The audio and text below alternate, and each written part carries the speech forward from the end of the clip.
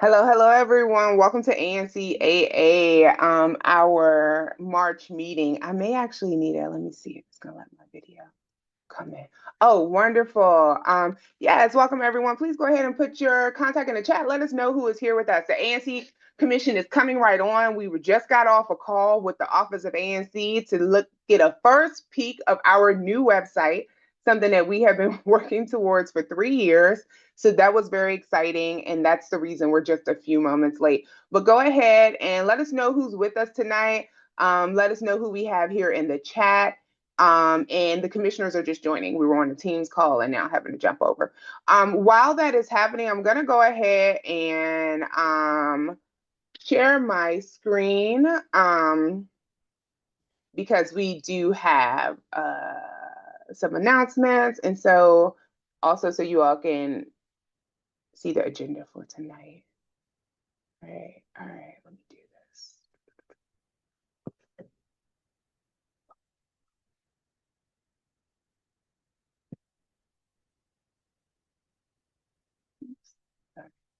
Not the best. Y'all know my tech skills over the last 5 years really have not improved very much. All right, well, happy Women's History Month to everyone who's joining us.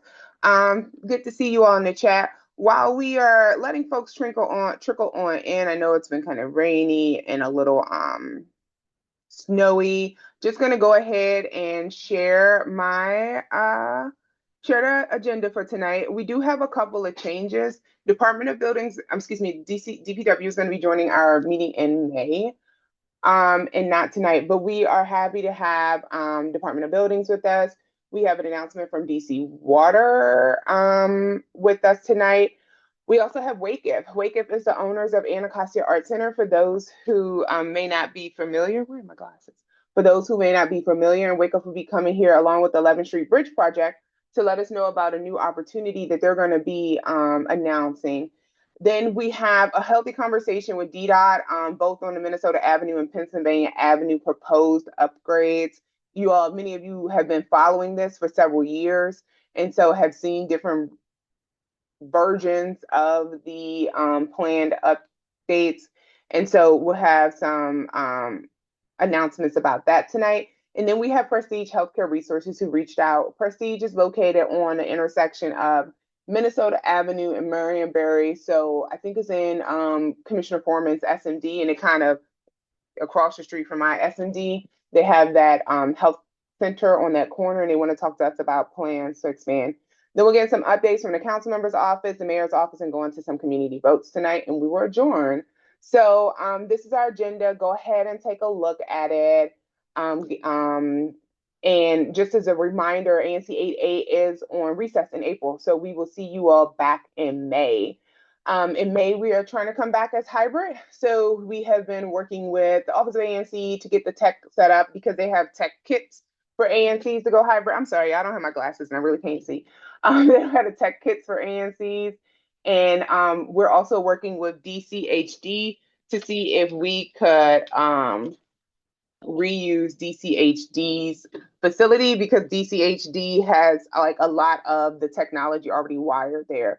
We also could be a possibility that we could use a new Anacostia Rec Center, depending on the tech that will be available in terms of the internet speed. But DCHD has the cameras and the microphones and stuff, so it's already a lot easier. So this is our agenda tonight. I see that we do have a quorum, so I'm going to go ahead and do a roll call. 801 here. 802 Here. 803 Present. 804 Hello. Commissioner Moore present. 805 Commissioner White present. 806 Commissioner McKinney lost her mom, so let's all hold her up in our hearts and support. So she won't be with us tonight. And then 807 Commissioner Redman. Present. All right, thank you. The time is 7:09. We have a quorum. I want to move a motion to approve tonight's agenda. Can I get a second? So moved. A second. That was seconded by Commissioner Davis. Donahue. Oh, sorry. Seconded by Commissioner Davis and Donahue. Any discussion? Okay, all in favor say aye. Aye. Aye. Aye. Aye. All right, wonderful. Motion passes unanimously. I am going to open it up for commissioners now to make some announcements, and we'll keep moving through the agenda. Wonderful to see 7D on the line. I don't know if we have the 6th district. Maybe someone from the 6th district can text them. I did send a reminder. And we'll have the 6th district. But since I'm talking, I'll go ahead with some first announcements just because my screen is shared and I want to be a little bit fast. So, our neighbor Dominique Hazard, who's actually my physical neighbor. I love Dominique. She's next door to me. She is a historian and she's done a lot of cultivation of curating different exhibits, especially at the Anacostia History Museum. But she's also worked with the MLK Junior Memorial Library with the 1619 project to do an exhibit that's going to be running from January through March 15th, called Freedom and Resistance. And it talks about freedom and resistance specifically to DC. So Dominique is going to be doing a tour next weekend and hearing from the curator for this exhibit. I went to the opening. It's absolutely phenomenal and fabulous. So I want to encourage everyone, and we'll send this out with our listserv, to check out Freedom and Resistance, an exhibition inspired by the 1619 project. She did work with the Hannah Nicole Jones on this and get to see about DC's history from Award 8A Anacostia historian. And she's also a young person too, so we love that. Just a reminder, please join our Google groups. We want more people to join because that's how information, at least I'm going to be sending out, is going to be going out instead of the listserv that I send out now. And then my kind of final announcement is that we are having a ranked choice voting information session this Saturday at Ambassador Baptist Church. We're hosting this session in collaboration with Councilmember Trayon White's office, Fairlawn Citizens Association, the Historic Anacostia Block Association, and the Board of Elections. The Board of Elections will be facilitating this information session. So please come out, learn everything you can about ranked choice voting so that you're prepared to exercise your civic duties this summer and then this fall. We're hoping that 8A can host at least 3 ranked choice voting sessions, if not more, leading up to the primaries. And we're looking to do that at some apartment complexes as well. So specifically, I'm working at Cedar Gardens, Frederick Douglass. I talked to them tonight to see if we could host one for that community, and Butler Gardens in my SMD, because they house a lot of people who may not be able to make it to certain areas of the community just because of the dynamics within the community. So please, please, please come and attend the ranked choice voting. We are going to try to have it recorded for you. I'm sorry, I forgot to ask you for this, but ask me now. Have it recorded so that people can check it out if they're not able to come in person that day. So that's all the announcements for me. I'll turn it over. I'll put more of my announcements in the chat because we had a lot going on in this last month. And then I'll do 8A01, and then we can just go in order from commissioners. I'm going to be off camera for a second because I have to find my glasses that aren't programmed. Okay, good evening, everyone. First, I want to say, Lieutenant Mumtaz, is there any way we can try to get somebody from 6D on? Because that would be twice in a month, or they weren't here on last time. So if you can get on while we're doing our community events, if you can try to get somebody on from 6D, that would be greatly appreciated, because there are matters that we need to discuss with them since they weren't on last month either. Thank you. I appreciate that. Yeah, sure. Good evening. I'll try to get in touch with somebody there. Thank you. We definitely need to have somebody on if possible. So, with that said, wow, we have a lot going on. First of all, I want to thank. I'll wait for MTD to come on to do that. Unfortunately, we had a fire last evening that affected 4 different row homes. This fire is the second fire that has occurred on these very same row houses. 3 of the 4 units were already affected from the last fire, and they were vacant. The 4th unit did displace a 95-year-old woman who is safe and in good condition. Unfortunately, these residents have to go through she has to go through the exact same thing that they just literally did. And when I say literally, the fire was, I think it was over the summer. It was just months ago, and she was beginning to recover and have the house. And we don't know the reason for the fire. It's the first time there was a squatter that was there, we believe. However, we're not entirely sure. There was some work being done in one of the units. The fire did start in 1904, but it was a fully engulfed fire last night. I was with the resident that was displaced, and I want to give a shout out to our Ward 8 Moker, Quentin, who also came out, and we were with the resident until, I don't know, like 3 o'clock in the morning. So shout out to Quentin and the Moker's office for their rapid deployment of getting assistance to the resident. Our thoughts are with the resident. She is a spicy woman. She was great to spend her personality last night in the midst of everything that was going on. Was very positive, and so we wish her well, and we'll continue to work with her. And this is also out to Quentin as well. We are having so a lot of the folks that we were able to get out of Minnesota Avenue have taken residency at 1827 Q Street. I'm aware that MPD did closed it out. They got everyone out yesterday, I believe it was. I walked through the building today. All 4 units are completely wide open. And I need to request and ask the commission to support a request in having 1827 boarded up completely.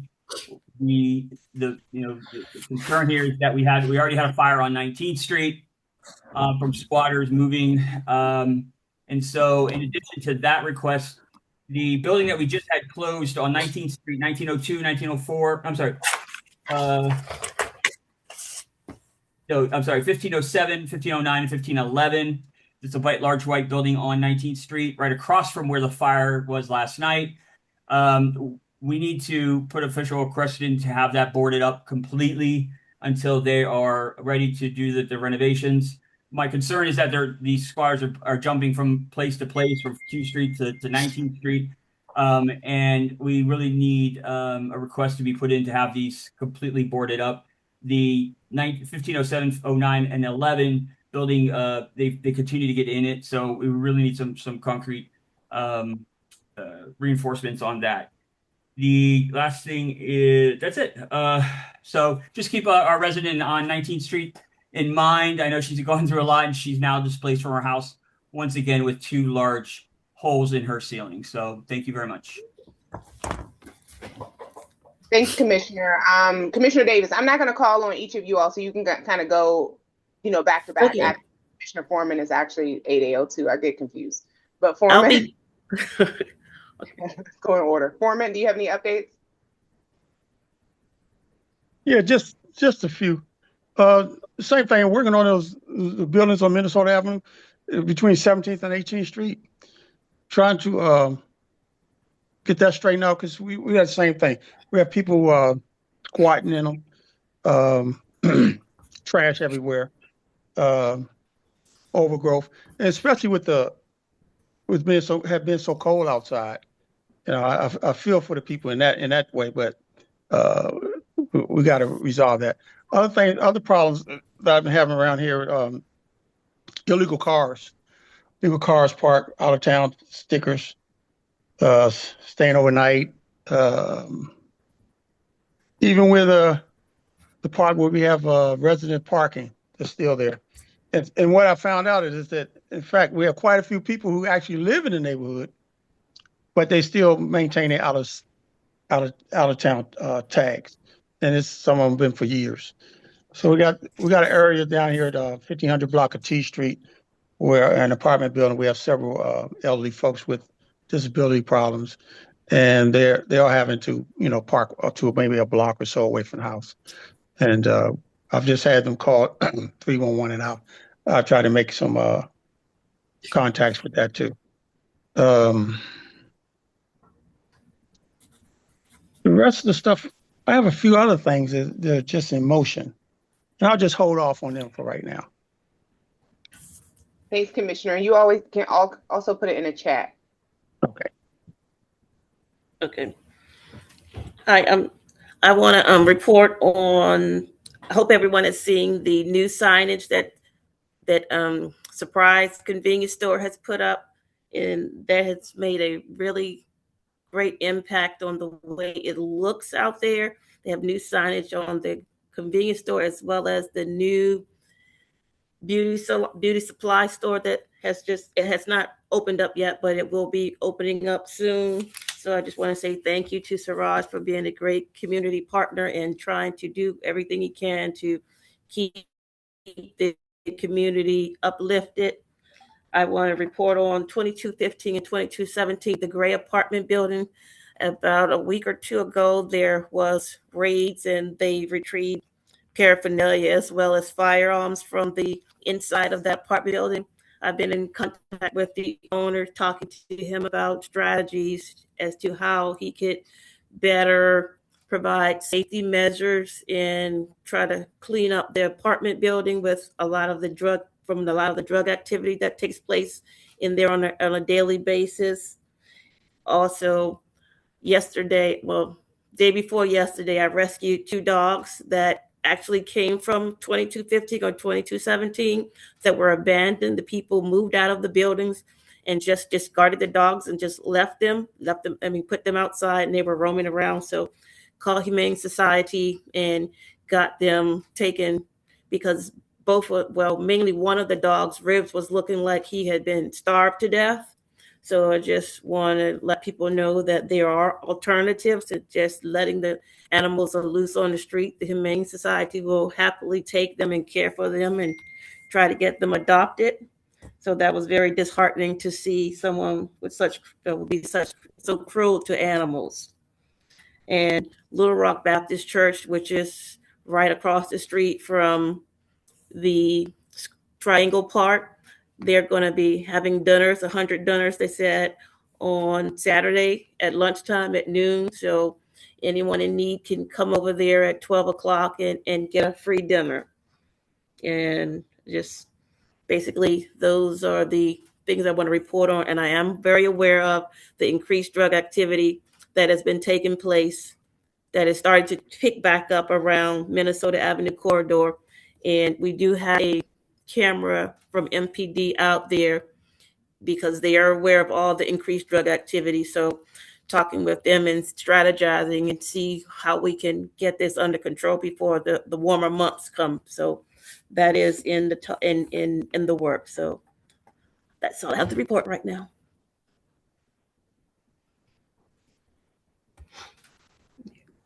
Oh, four, Commissioner Moore. So, trying to find these buttons. So, I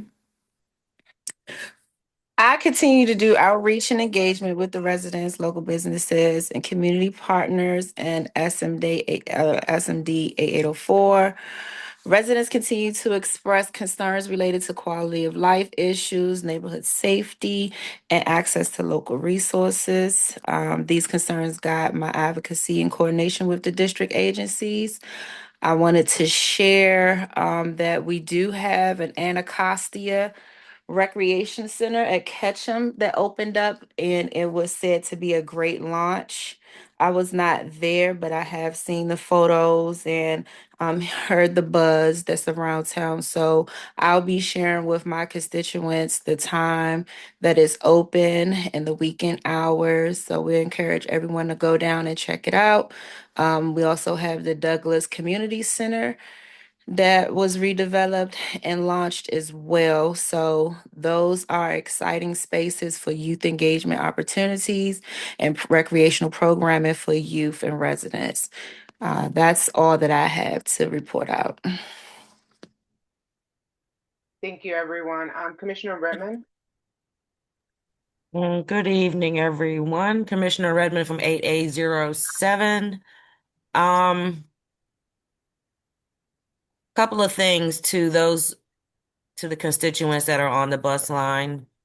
I put my contact information in the chat, but if you're on the bus and you see that your bus vestibule isn't lit up, or if the schedule isn't working, please reach out to me with a picture of the bus stop, the bus number, so I can address that with the appropriate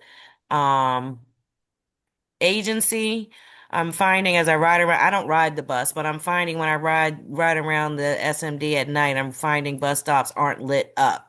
But I'm also finding that residents aren't calling 311 to put those requests in either. So if you're not willing to put the request, I am. But if you can just send me a picture of the bus stop sign and the corner that is located, I can put those requests in for you. Secondly, on Saturday, the 7th, I have 11th Street Bridge that will actually be coming to do a presentation for the tenant association over at Langston Views. But if there's anyone within the SMD at another property that wants me to bring 11th Street Bridge out and they have a community room available for space to hold that meeting, please reach out to me and let me know. And then, was there one more thing? I think that's it for now. I appreciate your time. Thank you. Thank you, Commissioner Redman. I put some updates from Commissioner McKinney in the chat, just flagging specifically the Poplar Point development. That there was a CBA meeting that Councilmember Trayon White's office coordinated, and we're working closely with them, and we'll be taking kind of the stewardship of this process with Poplar Point. We're going to be holding more listening sessions in the community, so please make sure you all stay tuned for that and listen to that. I also gave an update about the A+ liquor store that was on Minnesota Avenue, excuse me, not Minnesota, Martin Luther King Avenue. We've gone back and forth, like protesting them withdrawing their application, all this stuff.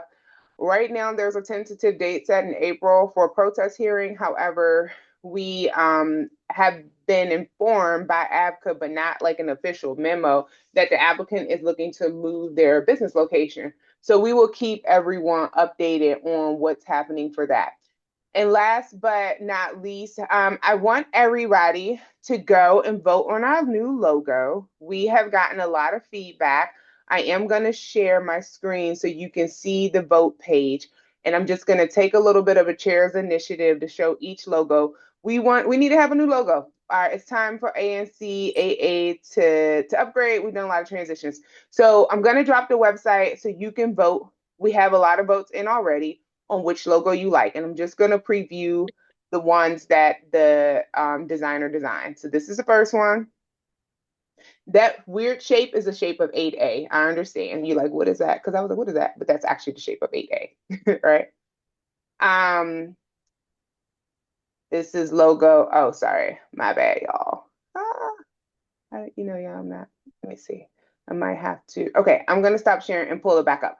But I'm going to put it in. I'll go through it again. I somehow got off the page.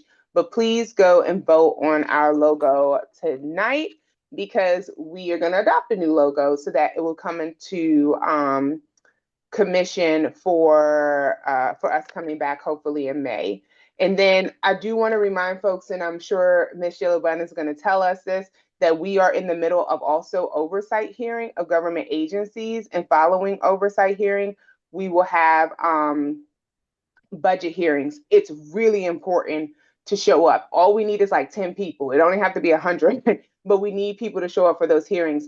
The hearing information, I'm going to drop that in the chat. You can sign up for this week. They're still taking oversight performance hearings on DCHD, which actually has an empty lot, 1234 Good Hope Road. 1234 Marionberry Avenue, that they were supposed to put in some money to develop it, and they haven't developed it this year. That's what I'm going to be testifying about. And they have other agencies that are still under oversight hearings. It's really important for community to show up, especially Ward 8, when we have these oversight hearings. So the first one is the poll, where you can see all of our logos, and I figured out how to open it again. Y'all know I'm not the best with technology. So I'm going to share my screen one more time just so you can see a snapshot, but we would really like for you to vote on this, because we are going to choose whatever the community wants. So it's 1, 2, 3, 4, 5, 6. 1, 2, 3, 4, 5, 6, 7 logos, right? And you can choose which one you like. You can do a thumbs up or you can do a thumbs down. You don't have to tell your name if you don't want to enter your name. You can put a resident. But please vote on our logo. So far as you all see, this is the one that's winning the most votes. But please help us to choose a new logo. All right. So with that, I'm going to stop talking and open it up to the community. Anyone in the community have any announcements or questions from the commission for the commissioners that you want to ask tonight? Now is your opportunity. If you have questions for MPD, we ask that you hold those until MPD comes on. But any community announcements, you can raise your hand. You can, oh, wonderful, Jared. Reverend Wanda, do we have a faith leaders meeting coming up that we need to announce? I'm not sure before the next, because we're in recess in April, so we'd love to announce any faith leaders that's during the time of our recess. Okay, Jared and then Reverend Wanda. All right, thank you, commissioners. All right, so our next Ward 8 Clergy and Faith Leaders meeting is going to be held on March the 14th from 10 to 12 with breakfast at 9:30. It will be held at Covenant Baptist United Church of Christ, 3845 South Capitol Street, Southwest. So we invite everybody to come out. Thank you. Thank you so much. Jared.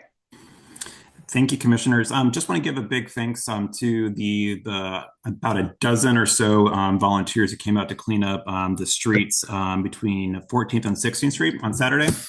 So we removed about 50 bags of trash that had collected over the last 2 months. So I just really want to express our appreciation for that.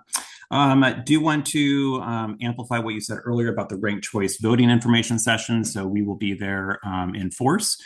And then we're also going to be hosting our quarterly neighborhood happy hour. That's going to be at Sapodilla's on Thursday, March 12th from 5:30 to 7:30 p.m. Tracy, who's one of our board members, has coordinated a signature drink, and that will be at the happy hour price as well. And then we're also going to be doing our next neighborhood litter cleanup on Saturday, March 21st, and that will be in conjunction with the Sidewalk Palooza that we will be co-sponsoring with the commission. So we're excited about giving out more information about that event. Sidewalk Palooza in general is a week-long event where it encourages residents to report and advocate for sidewalk repairs and infrastructure. So it's intended to be a fun event and generate data collection to inform where work needs to be taken care of. And then lastly, I'll just say that we'll be having our quarterly meeting for the community on Monday, March 30th at 7 p.m. That is virtual. We'll go ahead and be announcing how to register, but we will be profiling 3 new businesses that will be coming to the neighborhood that will have the entrepreneurs there, and they'll speak to their business plans and their arrival dates. So thank you very much. I appreciate it. Thank you, Jared. We have Yusuf and then Shilabon.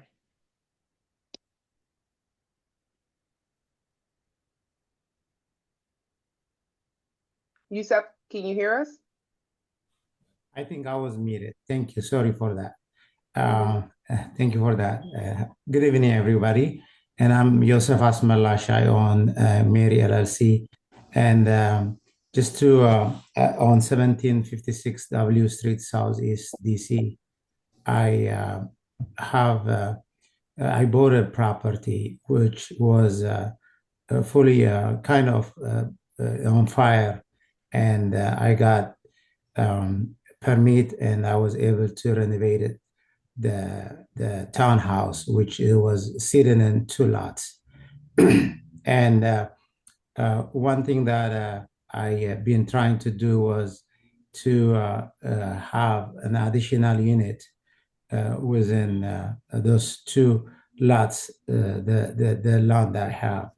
And everything was going smooth, and I got subdivided, filed to the DC DC zoning, and they approve all that. But at the end, I think the lot size was not, I guess, not enough or something. So maybe my engineer is here, Dawit will explain it. But I'm ready to go and put another unit, which will be used for the neighbors and for the city. And I need your support. Well, thank you, Youssef, for reaching out to us. I believe that's in 8A04. We don't know anything about the project that you're talking about or have anything to look at. So I'm going to ask if you can connect with your commissioner. It's free or more. Her email address is the number 8, the letter A, the number 0, the number 4 at anc.dc.gov, so that you all can connect and we can understand more about this project and what type of support the ANC could possibly provide. I'm assuming you need a zoning adjustment or some type of adjustment. So I'm going to actually you connect with Commissioner Moore, because we would need to understand more before bringing it to the entire community conversation, because this is the first time we're hearing about this. But thank you for coming. We appreciate Thank you it. so much. Appreciate Okay. it. I'm just to elaborate, I'm across the street, Yosef. So you can make that appointment sooner than later, because I literally looking at the property right now. I know exactly what you're talking about. So try to get that information over to me. Thank you. Thank you so much. Appreciate it. And thank you for coming. We appreciate that. Okay, Ms. Sheila Bunn. And then I don't see any more community questions or community announcements. And so after Sheila, we'll go straight to MPD. Sheila, if you want to go ahead and give your whole update, that's Oh no, I just had a question for Jared. I didn't want to, I don't have to be out of order. Jared, do you have a flyer for the community cleanup? Our newsletter is going out this week and we'd be happy to share it, if that would be helpful. Hila, love seeing you, and absolutely we'll get something to you. Thanks so much for the offer. Thank you. That was it, Madam Chair. I can wait till my turn. okay, great. I think you like these meetings too. I do. All right, wonderful. I don't see anything else from any commissioners, so I'm going to turn it over to the 7th District. Lieutenant, over to you. Good evening, everyone. My name is Lieutenant Anam Mumtaz. I am newly assigned to 7th District, PSA 701, Ward 8. That will be my new area that I will be looking into, and I'm looking forward to working with all of you. I'm assigned to midnight shift, but you guys can reach me out if for anything that you have. My email, my phone number is my in contact as well. Feel free to reach out to me at any time. Yes, if you have any questions, please. Yeah, thank you so much. We'll go to questions, but do you have any kind of new, like, general announcements or things that's happening within 7th District, specifically PSA 701, that we should be aware of? So I've been only here for 2 weeks, and I was looking into 701 crimes. What I've noticed is we mostly get like property crimes, like thefts. So I am going to have a meeting with my team members in 701, and we're going to discuss and make sure we have more visibility in that area. And also we see a lot of domestic assaults, domestic crimes in that area. So I'm going to sit down with my sergeants, my officers, and we're going to discuss and come out with a plan. Okay, thank you. Understanding you've only been here for 2 weeks. Do we have any questions for the 7th District from commissioners tonight?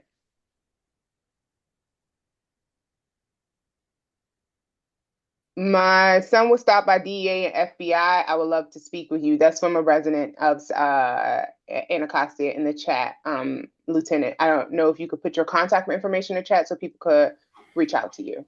Yes, definitely. Let me put in my email so everybody can reach out to me at any time. Okay. Commissioners, any questions for 7th District? Okay. Lieutenant Mundez, I'm sorry. How do you pronounce it? I don't want to mess your name up. It's Mumtaz. Mumtaz. Generally around about this time of year, the 7th District and 6th District start talking about their summer plans, because the weather is going to start changing, and they usually work on a joint summer plan. Do you have any information about plans for the summer? Not right now. As of now, I don't, but I will sit down with Commander Butler and Captain Jones, who is assigned to this Sector 1 area as well, and we will discuss this. Okay. All right. Thank you. All right. I see one hand raised. Jared, is that a new hand or is that the previous hand? Oh, same hand. Thanks. You can remove me. Thank you. Oh, okay. Commissioner Donahue. Do we have 6D? Will 6D here? Because if not, this is the second month in a row that we haven't had representation from 6D, and I do believe that we, as a commission, sent them a letter requesting that they attend. And were we able to get anyone from 6D? I don't know if anybody has joined. I wasn't able to get in touch with, I'm not sure who's the manager assigned to this area, but I will look into it, and I will get in touch with 6D Watch Commander and see who is assigned to this area, and then we'll reach out to the manager. Sure. We may want to issue another letter out. I mean, they weren't here last month either. That's 2 months in a row. We're not going to have representation for next month. So that's now a whole quarter, nearly a whole quarter that's going to go by before we have MPD 6D representation at one of our meetings.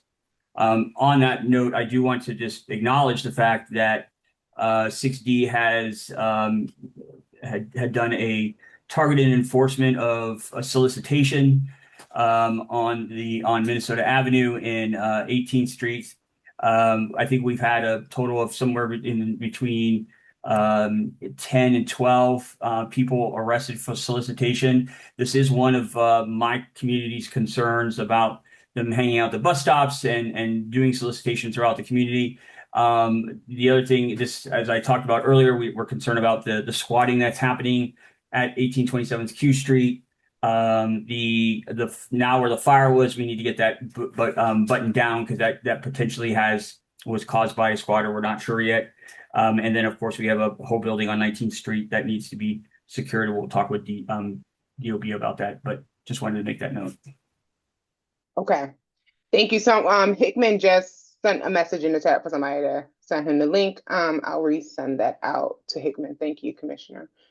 And then Commissioner Donahue, I think that is excellent testimony for oversight hearing too. And I believe MPD's oversight hearing was 2 days ago. I'm not sure if somebody from the council's office can connect me, but the record is still open for written testimonies. So, all right, I'm not seeing anything else for MPD. Last and final call. Any MPD questions? Well, 7th District specifically, knowing that the lieutenant is 2 weeks on the job. All right. Well, thank you so much, Lieutenant Mundez, for joining us tonight. And Commissioner Davis, can you tell Commander Hickman that since the Zoom webinar has already started, I can't resend the link because we're already started. He could just join. If he can't find his invite in his email, he can join on the public link, and I'll elevate him. I'll put the public link in the chat for him to register. Okay, thank you. So with that being said, commissioners, thank you everyone for a hearty conversation. We had a nice community chat. Make sure we keep that space in there. And let's turn it over to Department of Buildings. We want to welcome Ms. Delaney Hutchinson to ANC 8A. I think, Ms. Hutchinson, this is probably your first time you've been on our meeting. We'd love to allow you a few minutes to just introduce yourself, talk a little bit about DOB, and then we can have some conversations. This is, if you have questions for DOB, comments, whatever, please start putting them in the chat and raising your hands, and especially if it's about specific properties. But Ms. Hutchinson, over to you. Okay, I'm Delaney Hutchinson. Thank you for having me. I'm the Community Affairs Liaison. I oversee 2 wards, Ward 7 as well as Ward 8. If I can share my screen, I just want to do a quick presentation.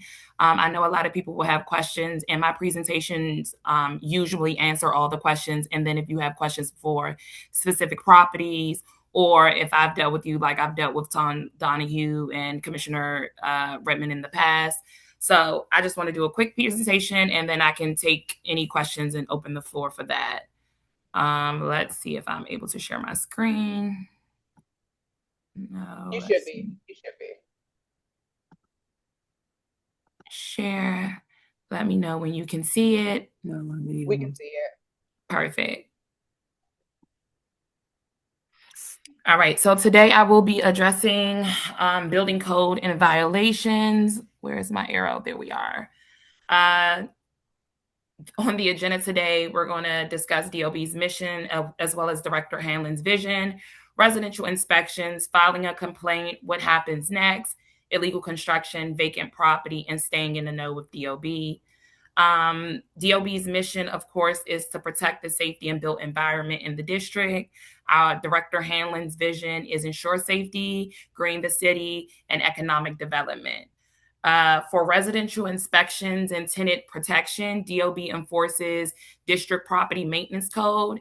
For occupied and vacant properties, we respond to tenants' complaints, in-person inspections, or you can do it virtually, and issue notice of infractions when code violations are found during those inspections. Call us if you have major system, if your major systems are not working, like plumbing, fire alarm, electrical, appliance, heating and air, if provided, and anything that's broken in your unit. I know I'll probably speak about it later on down the slide, but what happens is you reach out, you let your property manager know, and then after 10 business days, if there is no response and responses, they don't respond to you or they don't fix the issue, then you can contact DOB and we'll send an inspector out. Filing a complaint, report the problem to your landlord or property manager. That should be done first before reaching out to DOB. And then, like I stated, if the issue is not fixed within 10 business days, you file a complaint, dob.dc.gov, or you can call our customer service hotline. I will say that it is a little longer of a wait. So I encourage the community to use the what is it called? The dob.dc.gov landing page. For our senior residents, of course, if everyone is using the online database, then it'll open the lines for our senior residents who unfortunately cannot use the online or just prefer not to, and that's okay. Filling out online forms provide automatic updates. So now we have it where as soon as you put that request in, you'll get a generated enforcement number, and then you can click on that enforcement number and follow the inspection all the way through so that you don't have to continue to reach out to DOB. All you have to do is just click the link, and it'll tell you exactly what the outcome of the inspection was. DOB will schedule an inspection within 15 days or less. What to expect during your inspection. DOB will notify your property manager or landlord of the impending inspection. If DOB inspector finds a housing code violation, a notice of infraction is issued. NOIE is for emergency, and that's because you have lack of heat, running water, or electricity. And then a routine is cracks in the foundation. I know DOH oversees rodents, but we'll see if there's any holes in your unit that are allowing rodents to come in. So routine is not non-emergency, which is lack of utilities. NOIEs are required to be fixed within 24 hours. Like I stated, fire alarm, backed up sink issues impacting life and safety. NOIRs are required to be fixed within 60 days. Peeling paint, exteriors, landing, everything that I went over earlier. After the abatement period, DOB will re-inspect, and if the violations are not abated, then those violations are transferred over to OAH for adjudication. And I like to stress, when it's transferred over to adjudication, when the property owner goes to Office of Administrative Hearing, they are fighting the violations, not the corrective actions within your unit. And I know that sometimes is confusing, and we can further discuss if anyone wants to talk about that process. My landlord refuses to fix the issue. A landlord who does not abate the issue is subjected to fines, notice of infractions. Once the abatement period has ended with no fix, DOB may refer the case to Office of Administrative Hearing. OAH is an administrative court that hears cases involving government fines. DOB's general counsel will go to court and plead the case as to why the landlord should be fined. And if OAH favors DOB, the owner will receive a court-issued fine. There we are. Sorry, I got to go back. What we need from you: tenants must inform landlord and property managers first of the violations in their home or the violations that they feel like they have. Tenants must provide the landlord contact information so that they can follow up. Tenants must allow the landlords access to the unit so that they can abate the violations.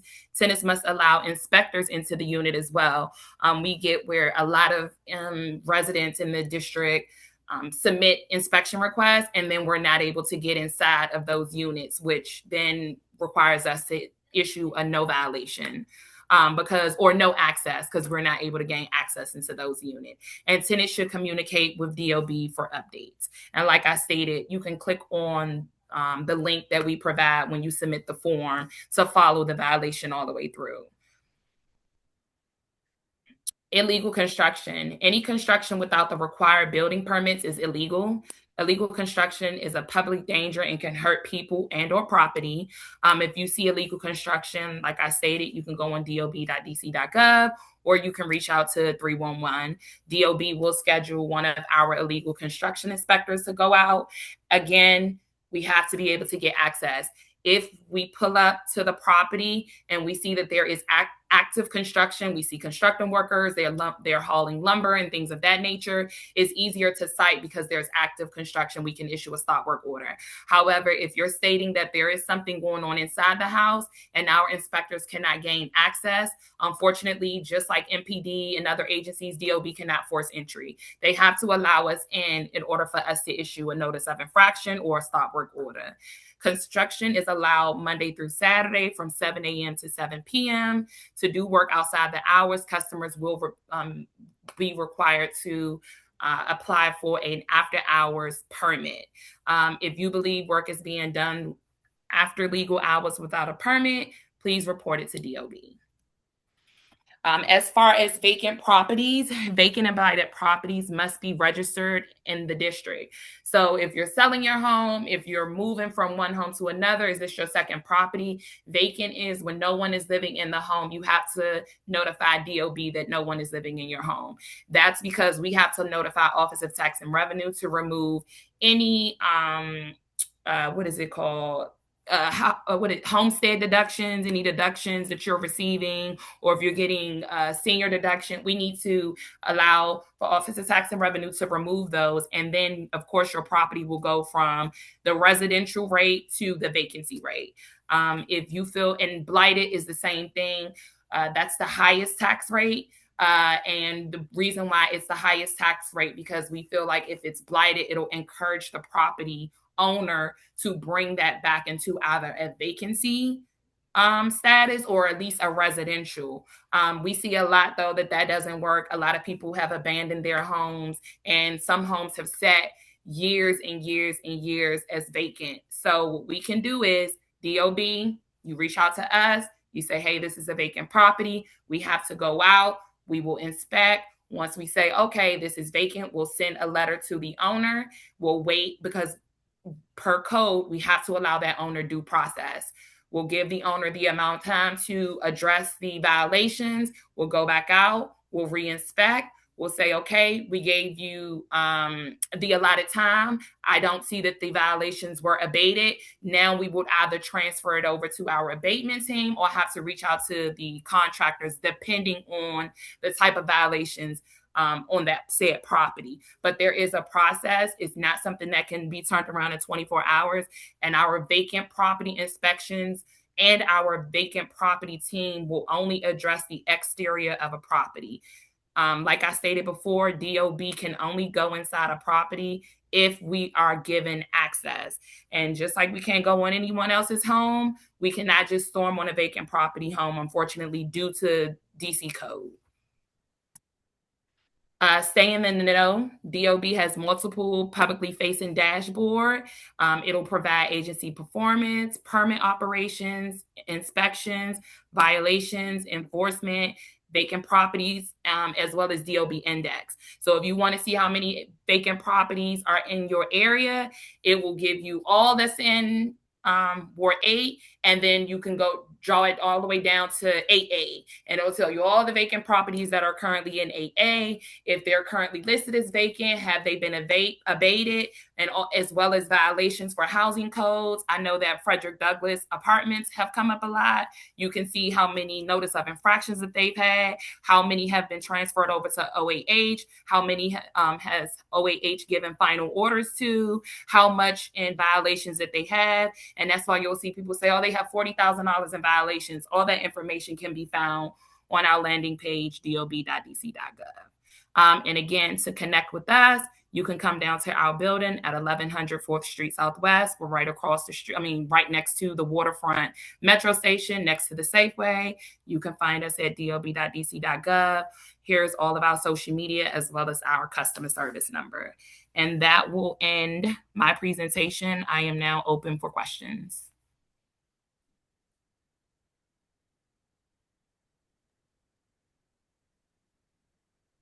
Thank you, Delania. That was very thorough. Okay, let's go ahead and open it up for questions.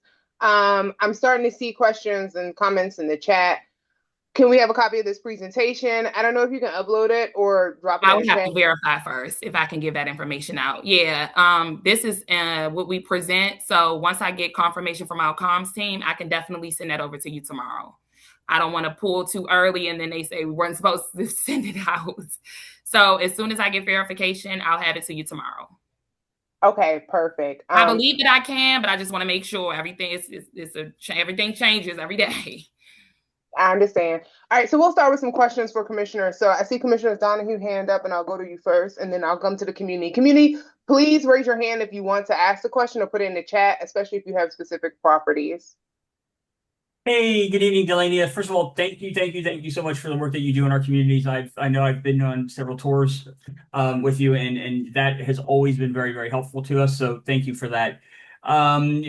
As you may have heard, last night we had a fire on 19th Street that consisted of four townhomes that were previously caught on fire last year that displaced a 95-year-old woman.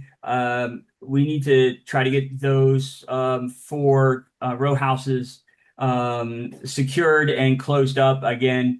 Both fires may have been caused by squatters, with squatters keeping in mind. We have a squatter issue at 1827 Q Street. Okay, so sorry, Tom, because you're rattling addresses. So for that fire, were those vacant? Because you said it was a senior that was displaced. So was the senior living in the home and they were considered a squatter? Good point. Thank you. So there was three townhouse row houses that were vacant. Okay. And then the fourth was all four of these were actually caught on fire. I think it was over the summer last year. I know which ones you're talking about. This is across the street from the building that we saw during the mayor walk, right? Yes. Yeah. Okay. And so all four of them caught on fire again last night and re-displaced a 95-year-old at 1508 19th Street. Yeah. Okay. And I'll just double check because usually we give the opportunity to the resident when there's a fire to board, because if we board it up, of course, that's a violation. And I think it's like $1,500. And so to avoid, they're already going through something when their house catch on fire, right? And so to put another bill on an already stressful situation, that's why we give them the option. But if these are vacant, I'll let Lemire know. Yeah, the three that are vacant, the displaced resident will be fine. They were able to lock the door, and it's just mainly to her roof. But the other three do need to be boarded up, as well as the white building that we talked about across the street. Yeah. There's so many entrance points in the rear of the building between sliding glass doors and windows and things like that. And I'm just afraid that squatters are just going to move from building to building, and we don't want. And this is the building that we already boarded, or no?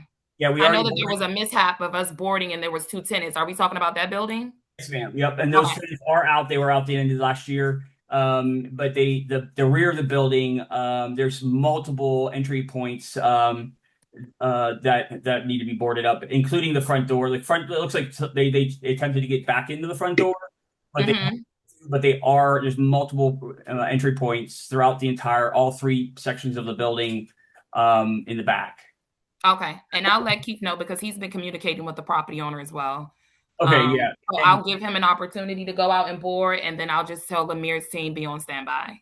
Great. And then 1827, there's no residents in the building. I walked through the building today. MPD did had a raid there yesterday. That needs to be boarded up as soon as possible because that's where most of the squatters are going these days. And then the last thing that I have 1827. What's the street? Q Street. Who? Q? Yep. Okay. The last and then Tom, do you know if we've already been out there? Because you know that there's a process. Yeah, so my understanding is that, like I said, I know D went out there yesterday. I don't know if there was an actual DOB. request being put in, but Okay. I'll do that tonight. Okay. The last thing is, I do have a question. When an inspection is done and an NOI is issued, particularly like even in my case, I had one issued for my unit, but we didn't get notification of what the NOIs were, or normally the tenant will get a list, or and that is that automatically issued, or how does that? Why have I not gotten one? And it's been several weeks since the inspection. I'll have to verify that because you're not the only person who told me that they didn't receive their NOI. I know that it goes to the property owner and it's supposed to go to the tenant who submitted the violation. Only the tenant and the property owner because of the information. And of course, you won't get the same information as the owner because they'll have to redact some information. So I'll just verify with Keith tomorrow about, let me write that on my list too, about the tenants receiving NOIs. And I have another property, but I'll put that through the system tonight. Yeah, or if you want to send me an email, that's fine too. Thank you so much for the work you do. It's really you do a great job. Thank you very much. We try. Tom, I think you should also put it in the system because it keeps a record of what's coming through Forward 8. I would say the vacant properties, I have put in so many since I took it over as commissioner. What I have seen is property owners actually taking steps to rectify that, like either getting them sold or fixing them up. I really do stress to all of our commissioners that we use that vacant property inspection to I have really seen a lot of difference in our properties in my SMD. So because I've learned that DOB wasn't even aware that some of these properties were vacant.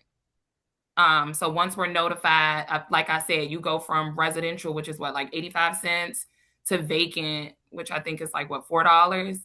So that's a drastic jump. And that forces them to address the situation, notify DOB, and either sell it or make it occupied. Mm-hmm. Yeah. Thank you so much. Commissioner Redman. Hey, Miss Delania, thank you. No worries. Hello. I know you're about to ask me about that video you sent from Marlboro Plaza. So that's one. Okay. So, with that being said, so there is a current situation going on over at Langston Views where our trash rooms, we can't even open the trash room doors now. And if I'm telling people to call DOB or call 311, but there's no immediate resolve. So we can have so many people calling in, but it's still an issue. So I'm trying to explain to people, what do we do next? That's the first question. So the only thing you can do, and I tell people, this is the process, right? Legally, DC code, you have an issue, you wait 10 days, you reach out to DOB, DOB inspects, we give an NOI, we let the property manager know. They have their time, like I stated. We go back out, we see if it wasn't abated. If it's not abated, we send we say, hey, it wasn't abated, it's sent over to NOI. DOB is within the law. DOB did what they are supposed to do by the law. But I always say that does not rectify the issue, and the tenants are still living in deplorable conditions. Entrex my position where we do community engagement and we try to reach out like we did with the prior owner to the owner. And then we try to talk to the maintenance and we try to bring everyone to the table and say, look, would you want your grandmother to live in this type of situation? And so that's what I'm doing right now. I keep calling it Marlboro Plaza. It's just buried in my head because that's what it was when I started here. But with Langston Views, it's the same thing.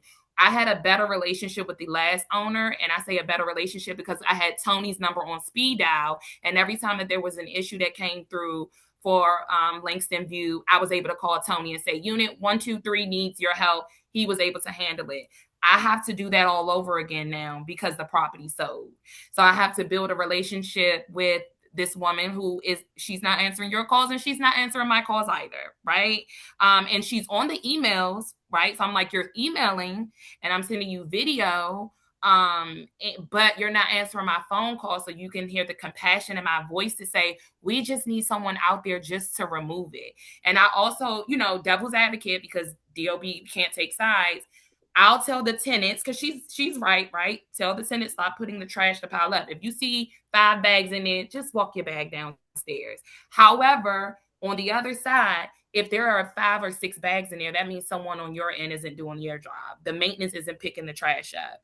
So the only thing that I can say that you can tell your tenants is, I'll continue to work with my liaison at Department of Buildings. We'll continue to engage the property owner until the situation is rectified.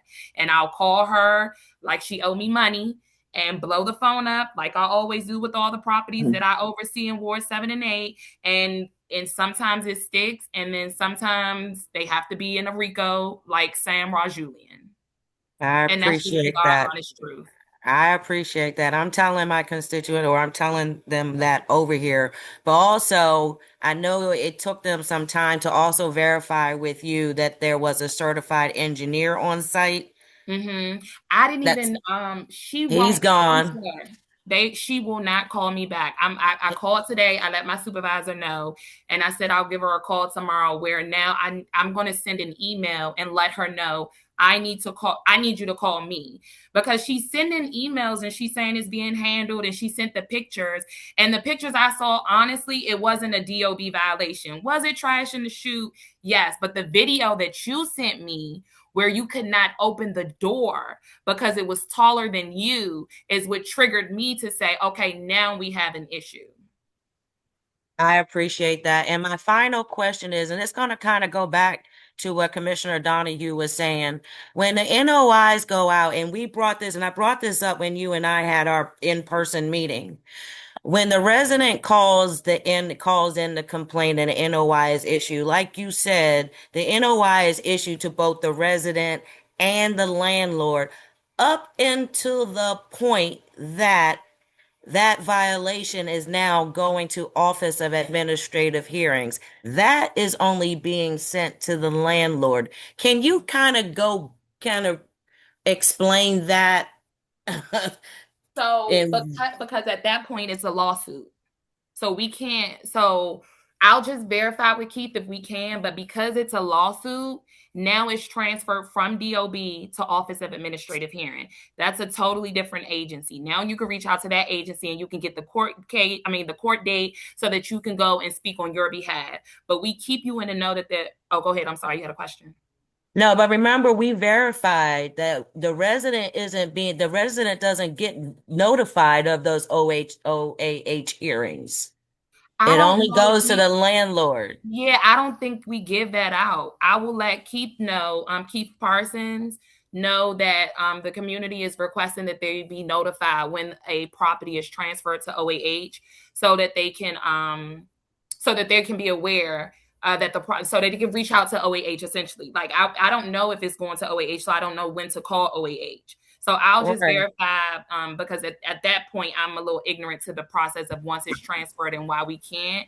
I know it's something legally, but I'll definitely, let me add it to my list, contact Keith in the morning. Because if the resident is still sitting in the conditions, they should be able to come in and testify if they're still sitting in conditions. That's why the property fell to the wayside the way that it did. Because the landlord's going in, they're either paying the abatement or they're submitting paperwork saying that the work is done. But if the resident, is sitting here still sitting in those conditions and they're not being notified of the hearings, we should, and I was the one who made the complaint. I was just wondering why we aren't being notified all the way through. But I appreciate you definitely following up into that. Yeah, I'll let you know. And then I know you saw Keith during our walk in Ward 8 with the mayor, and you were saying the online database. Our database, the database for Langston Views is very, very slow because, like you said, there are so many addresses. So when the residents try to type in our address, and unfortunately we do have some residents that still type in 2300 Good Hope Road or 2300 Marionberry Avenue. But if you type in the address, it slows down so much that it gets frustrating. And that was an issue. That was something that I did bring up to Keith. And and you saw it too when we were sitting there. It just spins and spins and spins. Yeah. All right. Thank you, Commissioner Redmond. Sorry to kind of move a little quickly, but we have Commissioner Davis, and then I want to get to some comments in the chat. Okay. Hi, Delaney, and thank you for being here. My first question to you is, as far as it pertains to securing construction sites that receive stop work orders and they've just been sitting there for years and they're not properly secured. And I previously sent you an email regarding a site on Minnesota Avenue that presents very. It was Excuse the me? property that was raised. We were just out there recently and issued a stop work order because the wood, it's like 2 wood placards that are down in the back of the property. And I think the whole 1, 2, 3, 4, it's like 4 vacant homes and 1 property was raised. It's across the street Yes. from the Yes. Presbyterian church, right? Yes, and that is the site where the back is still open and accessible and has the deep drops where I kept saying that children can get hurt. And that is where my dogs got trapped inside of one of those ditches that was very narrow. And nothing still has been done to secure this property. So my question to you is, who is responsible for making sure something like that is addressed? Because it's just not an abandoned construction site. It's a safety hazard in our community that's directly across the street from a large apartment building where it's fortunate that no child has gotten hurt up until this point, but it's an accident waiting to happen. Right. And we went out and they didn't see that portion, those 2 plaques needed to be boarded up. And then we went out again in the front, the fence was open. So they feel like the front of the property now, because the fence is all bent up, and they didn't have permits for that raise. But the back, I spoke to the illegal construction team and they did not feel that where the fence is, that part needed to be boarded up. And I know that was your concern, was the back. There's a big hole. It's 2, yeah, I've been back there. That's how I know exactly what property. It's 2 plywoods that are missing. But no, it's more than 2 because I was able to gain entry by stepping through the big hole. And I took Sheila Bunn with me at one point, and she went in there with me and saw the dangerous conditions inside of there. So it's not just 2 small boards that are missing. It's a great big hole that's in the side of the fence panel. I'll send out an illegal construction inspector again and see if I'm sorry, our vacant property team to see if they feel it needs to be boarded up. Well, I'll send you another picture to verify and validate what I'm saying. No, that's okay. I've been out there. I'll send it. I'll send the vacant property and let Lemire know. Because we've been out. That's why I don't know if you saw it was a new stop work order that is placard and I have pictures. So it's okay. I'll just talk to Lemire tomorrow to see if his team can go and see if it's feasible to board that up. Also on the front, all you have to do is lift the fence because there's a chain on one side. The other side, you just lift it up and gain entry. But thank you for saying that you're going to address that situation. The front of it, 100% I agree, because that when illegal construction went out, they said it was dangerous. However, the back is where they went to look and felt like it didn't need the board. But again, I'll reach out to Lemire and have his team go out and take a look at it.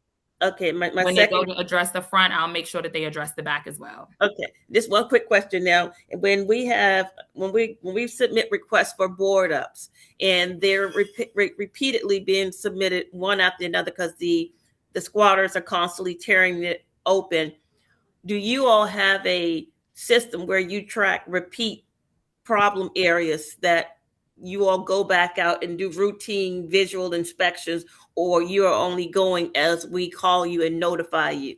When you call and notify, or if I drive around the city. So I'll drive around Ward 7 and 8.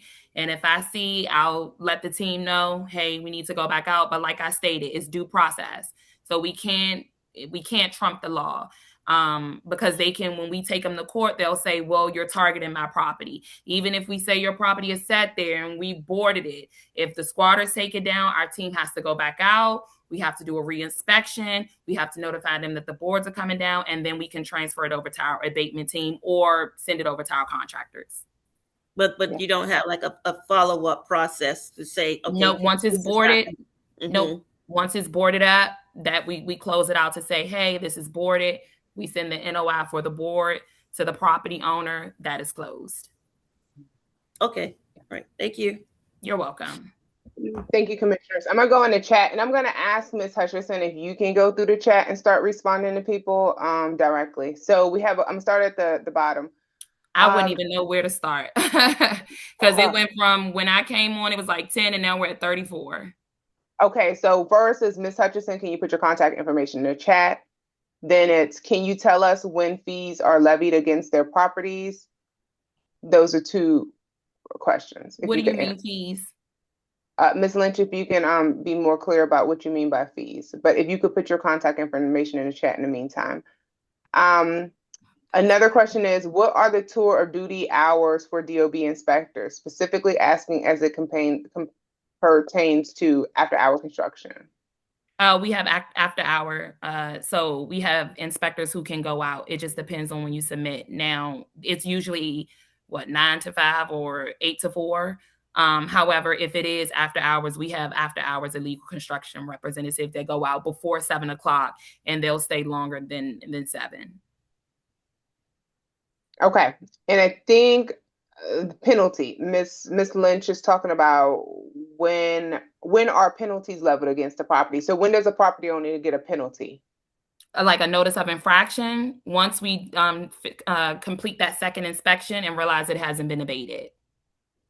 Yeah. And then the final thing is just a quick question I have is, we have properties in my ANC that have $15,000, $54,000. Jared, what is that U Street location, like $54,000 worth of fines or something like that from DOB? What's the address? 1568. I can't think of it. 1564. Like all it is keep racking up fines, and being, a slum property. Over to OAH. OAH. We haven't heard from OAH about these U Street properties that have like $50,000 in fines. And I know I was on an email and I don't remember who it was. It wasn't you, but somebody found the owners for us. They lived in like Chesapeake, Maryland or something. Oh, I think it may have been me. Was it, they lived in a nice, was it Rockville? It was maybe like somewhere in Maryland, yeah. But how do we know if issues have been like pushed up to OAH? We have given all of this to OAG too. So I'm not sure how OAH and OAG works together, but like these are getting fines of, 6-digit fines and it's not making a difference. Right. And that's where I say you have to lean on counsel to try to combat these bad actors. Yeah. Well, look at Sam Rajulian. Yeah. He owns over 100 properties in the District of Columbia. Him and they say his counterparts. And he has racked up fines through all of the wards. Majority are 7 and 8. Yes. So that's why when you said 15,000, I've seen 160,000. Langston View had 140 something thousand.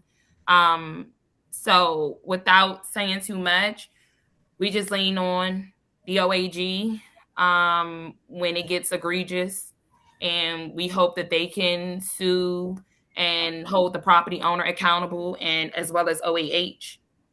But that's all of the, honestly, because I can't make up anything else outside of, we will continue to go out and we'll continue to inspect, and we just lean on our sister agency to hold these bad actors accountable. Because like I stated, in some cases, they're very responsive. They'll handle the issues. And then other cases, you get like Sam. Wow. Okay.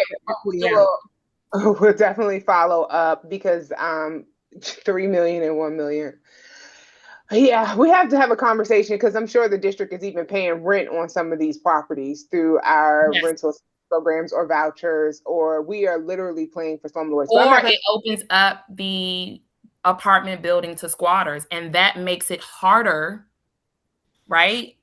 A vacant property is easy to go out and clean. We don't address the inside, but we can board it up and we can clear the grass. But once a squatter is inside, because the district does not have any squatter laws, MPD can't remove these individuals, right? Because there's no squatter laws. And then DOB can't board it up. So when we knock and they say, I live here, we can't say, well, where's your lease?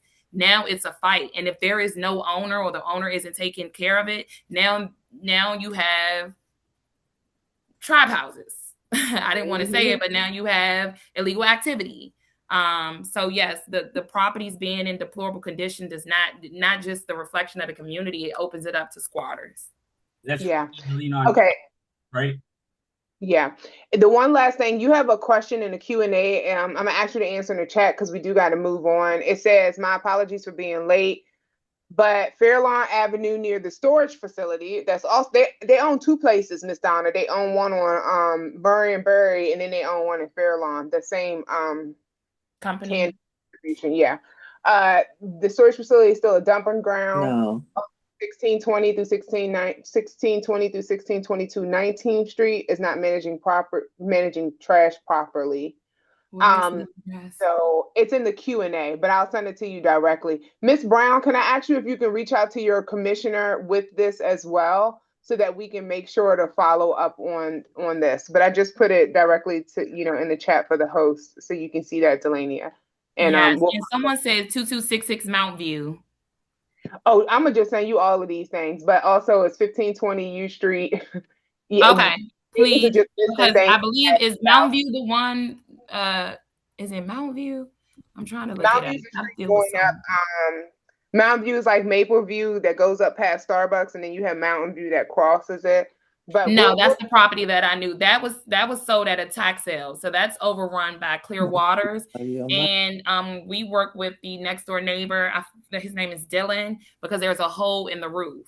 And Clear Water is supposed to get permits so that they can fix the roof to stabilize the structure. Okay. All right. Well, we're gonna follow up, and this is, hopefully we'll have just a meeting with DOB. I think it would be great to have a DOB or like I did with Commissioner Redmond. If I'm at Sycamore Oaks, so if someone wants to meet me at Sycamore Oaks on Wednesdays, please let me know, and I'll clear my schedule. I collaborate with DLCP every Wednesday. Yeah, we would like to invite you maybe to Sweet Tooth for Sapodillos, to our ANC. We can get you in Anacostia or Fairlawn one day. Okay. Okay. All right. Thank you. We'll follow up. So we do have MPD on the line. Thank you, Commissioner Davis. Commander Hickman, are you still with us?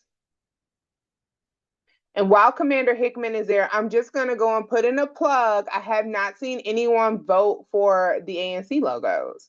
So please go in and choose your favorite logo. If you don't like any of them, say you don't like any of them, but we do want your feedback.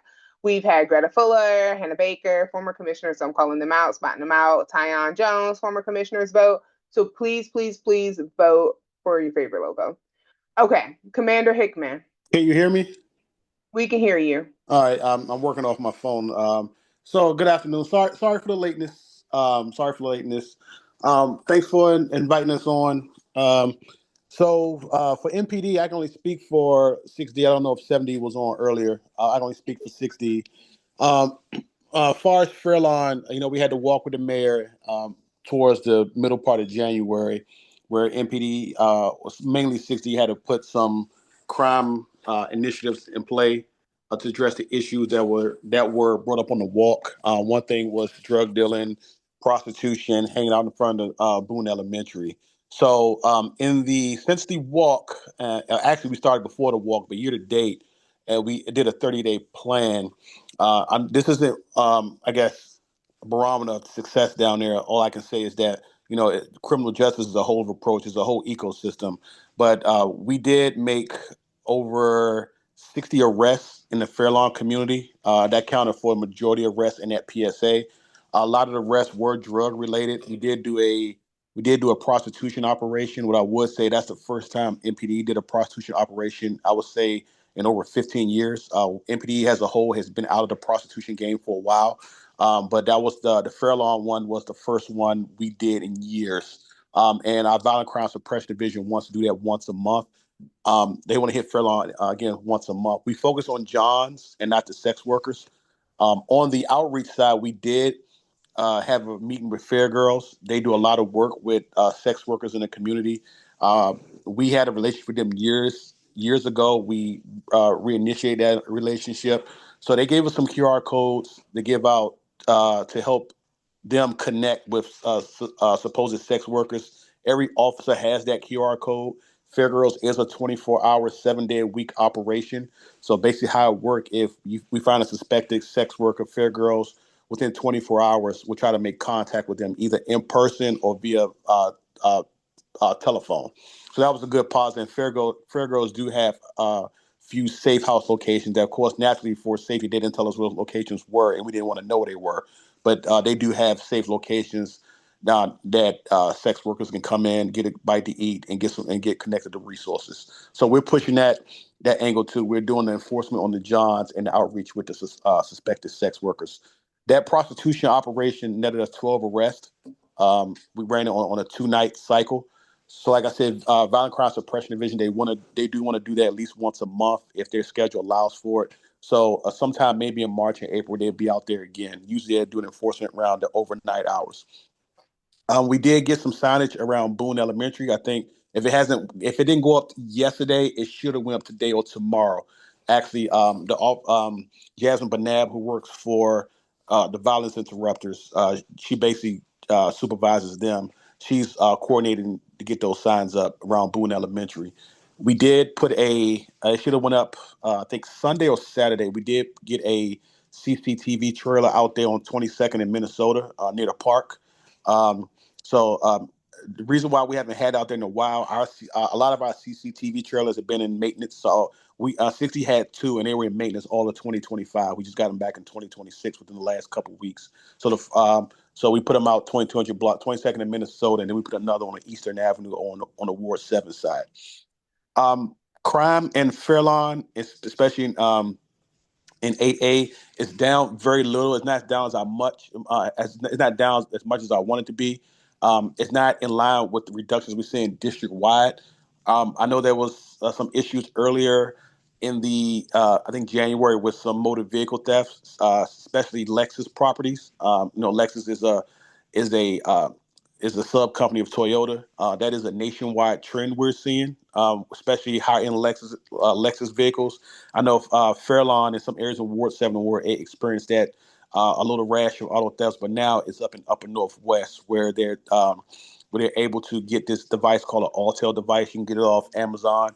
You can all a thief would need to do is they would need to break into the car, get into the OBD port, and clone a new key, and they can drive off with the vehicle. So we've been telling people, if you have a Lexus product, get a club or get some type of mobile immobilization device to keep your vehicle safe. Last year, they were targeting Honda and Acura products. So now this year, they appear to move on to Toyota and Lexus products. MPD has recovered a lot of those devices year to date. When we make those type of arrests, usually we get them in conjunction with firearm arrests. We do a search warrant on the car, and we found all these Alltel devices. So we have been doing some investigation in the background where these devices coming from and who's using them. That's all I have. I know that was quite a bit. And if anybody have any questions for me, I'm available for any questions. And Tom, I see your hand up, sir. Well, thank you for facilitating the meeting, Commander. Go ahead, Commissioner. Hey, Commander. First of all, thank you very much for coming on. And I acknowledged earlier the fact that the solicitation targeting, it's probably one of my biggest complaints from my constituents. So to hear that many arrests and that targeted enforcement is greatly appreciated. I'm glad to see the CCTV is out there monitoring, especially the activity right in front of Boone. The drug activity and what's going in and out of the cars and trucks that are sitting there along Minnesota in front of Boone. Hopefully you'll be able to use those CCTVs to help that enforcement. You were talking about some signs. What are the signs saying? What do the signs say? And then also, if I sent you an email earlier in regards to enforcement of parking regulations along that 2200 block of Minnesota, right in front of Boone Elementary. If you can work with DPW to enforce that, because I know DPW won't enforce it without MPD assistance. Then maybe we can continue to try to keep that traffic moving along, that block of Minnesota Avenue. So far as the signs aren't from MPD, so I don't know exactly what they say. All I know is I talked to Ms. Banab over at the DC1's office, and she said they were putting signage up near Boone Elementary. I'm assuming it's some type of drug-free type of signs, but I personally have not seen them because they're not coming from MPD. They're coming from the one's office. And then far as the traffic keep moving on Minnesota Avenue, we're trying our best to hit that. We do get a lot of complaints 6D wide in reference to traffic enforcement of all various varieties. So as my traffic unit becomes available, it's only 3 of them. We'd definitely keep sending them down to that 2200 block of Minnesota Avenue corridor more often. Thank you again for all your work. Please remain safe. I appreciate it, sir. Thank you. Thank you so much. Do we have any more questions for the 6th District tonight? Yeah, just one more thing. I'm sorry, Commander. In reviewing the crime stats or crime cards, it's actually showing 8A up in crime significantly in comparison to all the other commissions. So it looks like we're up 27% in crime. That's 20. We had 64 total crime versus 74 in the same period of last year. There's a category theft/other where it's up significantly, 13 versus 27 from last year. What is theft/other? Theft. So most of the thefts in your area is from that strip mall, the 2200 block of Minnesota Avenue, or the strip mall, the 2300 block of Pennsylvania. So a lot of those are retail type thefts. We haven't seen that much of any other type of theft. It's mostly retail. 2300 block of Pennsylvania, 2200 block of Minnesota. Yeah. The Pennsylvania Avenue, that's actually not in 8A, so it wouldn't be included in the 8A stats. Well, okay, I'm sorry. Yeah, that is on the Ward 7 side. My apologies. Mostly the 2200 block of Minnesota in that little strip mall right there. And I can take a deeper look at exactly what's being taken, but I don't know what's being taken. I know when it comes up, I just see like a glowing dot on the area. Yeah, I'm just concerned that we're the only A and C in the entire Ward 8 that is up in crime and up, pretty decently. Everyone else has a decrease on an average of, double digits. Yeah. Commissioner Donahue and Hickman, can we save this to the end so we can get through DDOT while they're here? And Commander, you can put some in the chat. You all just did hit a whole bunch of arrests, so I don't know if that contributed. Commander Hickman actually asked some questions in the chat about sex workers and what happened to them, and so would appreciate if you can answer them in the chat, or I can follow up via email. All right. Yeah, I'm working on my phone. Can you email it? Can you copy and paste the email to me, because I'm working off my phone? Okay, perfect. We'll send those via email. Thank you. Appreciate it. Okay, perfect. Thank you, everyone. All right, so we have a couple of speakers tonight, a couple more speakers, not too many. I think we have an announcement from WAKIF. Is WAKIF on the line? Oh, Anna McCorvey. Hey, yeah, can you hear me? We can hear you. Okay, perfect. So I am here on behalf of WAKIF, as well as my organization, Building Bridges Across the River, as well as DC Bar Pro Bono Center and Preservation of Affordable Housing, because we're all partnering on this initiative. And thank you for allowing us to come in and just make this really quick announcement to the community. So all those those 4 organizations that I just mentioned have come together through the support of a grant from Wells Fargo to invest in small businesses in Anacostia and in the Berry Farm community. And this partnership is really us attempting to make sure that as our community grows, that the local entrepreneurs and local businesses grow along with it. So the program, this partnership, is focusing on 4 new retail spaces that are going to be coming online toward the end of the year. One is going to be in the Anacostia Art Center, and 3 will be on the ground floor of the Edmondson building in Berry Farm. So the Anacostia Art Center is at 1235, I think, Marion Berry. And the Edmondson is at the corner of First Sterling and Summer Road, right near the new building there and right near the Berry Farm Recreation Center. And this is an opportunity for local entrepreneurs to build their businesses. It won't be a typical lease structure. Businesses will be required to participate in a technical support program, but they will also have access to an escalated rent. So they're going to start off at a lower rent, and the rent will escalate to a market rent over time. And that is designed to really give them an opportunity to grow and kind of develop their roots in the space. So what each partner is doing, WAKEF, as you know, manages and owns the Anacostia Art Center. They're offering a space that will be about 350 square feet. With the escalating rent structure, will start at below market rates, and businesses will have access to technical assistance throughout the lease term. WAKEF also wanted me to make sure that everyone knew that they intend to circulate a survey at some point to see from the community what kind of business that you would like to see in their space. The 11th Street Bridge Park, in partnership with the Preservation of Affordable Housing, will be looking to lease the 3 spaces on the ground floor of the Edmondson. Those spaces are larger. They range from 4,000 square feet to 10,000 square feet. And I know POET is interested in having some sort of market in that larger 10,000 square foot space.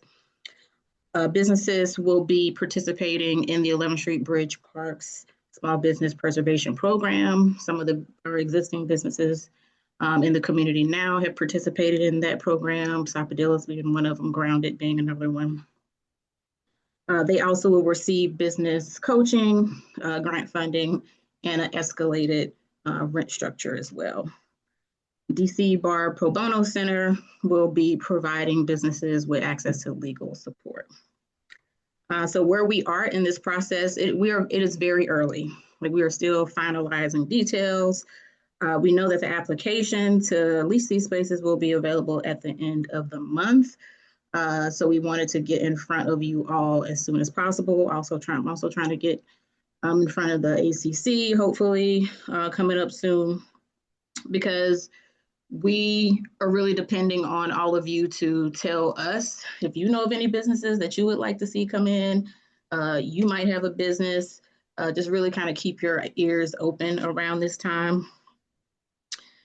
And let's see what else. So these spaces are going to come online, like I mentioned, towards the end of the year, but these applications will open soon. And that's because of that technical support aspect of this program. So we're not just trying to put people into these spaces and not help them grow and thrive and actually stay in these spaces. We want to give them the support they need to be in these spaces. So that's why we are starting this early. So what we need from you, again, like I said, just keep your ears to the ground. If you want to stay up to date on this, please sign up for the Bridge Parks newsletter, because as soon as this application goes live, we will announce it there. WAKEF will announce it as well. All the partners will announce it. You can get to our newsletter. I'll put a link in the chat.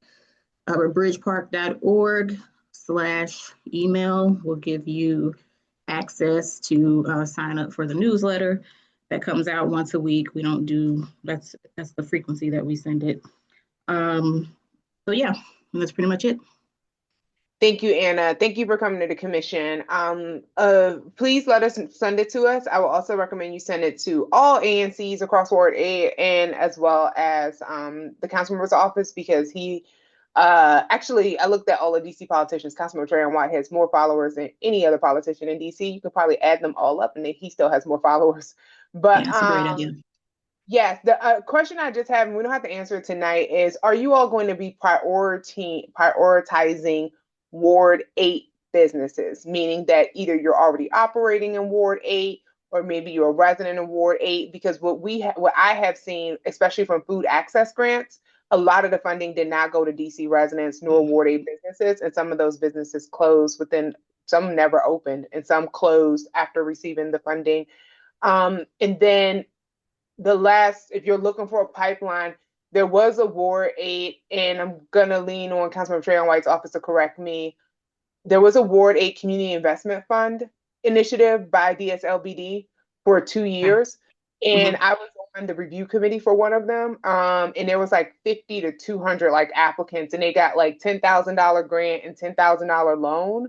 And so there are pipelines of Ward 8 businesses and entrepreneurs. So that's just one thing I really want to flag. We want to create opportunities for residents to get some of their tax, well, Yeah. it is tax, I guess, for Berry Farm, but, get some of that, bring it back and not just see all of the businesses coming in that are foreign to Ward 8 and some of them. Right, yeah. So we're definitely prioritizing DC businesses within the Bridge Park. Like Bridge Park always prioritizes Ward 8 businesses. Like that's always what we're doing. Which is one reason why this isn't a typical lease structure that we have the technical assistance aspect in it, because we want to make sure that first and foremost, we want a business that's going to be able to be in this space and be open, right? And not be open for like a year and then end up having to close. So we really want someone who is ready to be in there and to grow. And we would love for that to be a Ward 8 business. I would, as a Ward 8 resident, would love for that to be a Ward 8 business. Okay. Yeah, absolutely. I think especially because, a lot of times, and this is no judgment, Ward 8 statistics are used for these funding, like poverty levels and all of that. So if it doesn't decrease poverty and increase wealth and incomes, is not tackling the issues we have. So Right. We appreciate you. And I know Bridge District does a good job. We have some people on this line, Quentin and Commissioner Redmond, who went through a Bridge District program that they talked about a couple of months ago. So, Bridge Park, Bridge District is different. Bridge District, Brick. Yeah, my bad. I'm sorry, Bridge Park. All these bridges. Can we get a little more? I know. Okay. All right. Well, thanks so much, Anna. We appreciate you for staying. I hope you enjoyed our ANC meeting tonight. So, all right. Okay.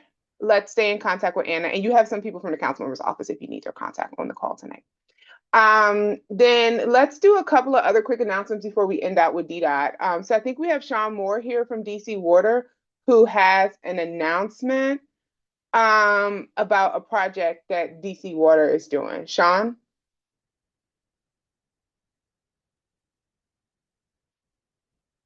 Hello, how's everyone doing? Can you see me? There you go. I did have a quick couple of slides I wanted to tell you. You said 5 minutes, so I'm going to work with that 5 minutes. I have my timer right here, and we are going to get through these slides right quick. Let me share my screen.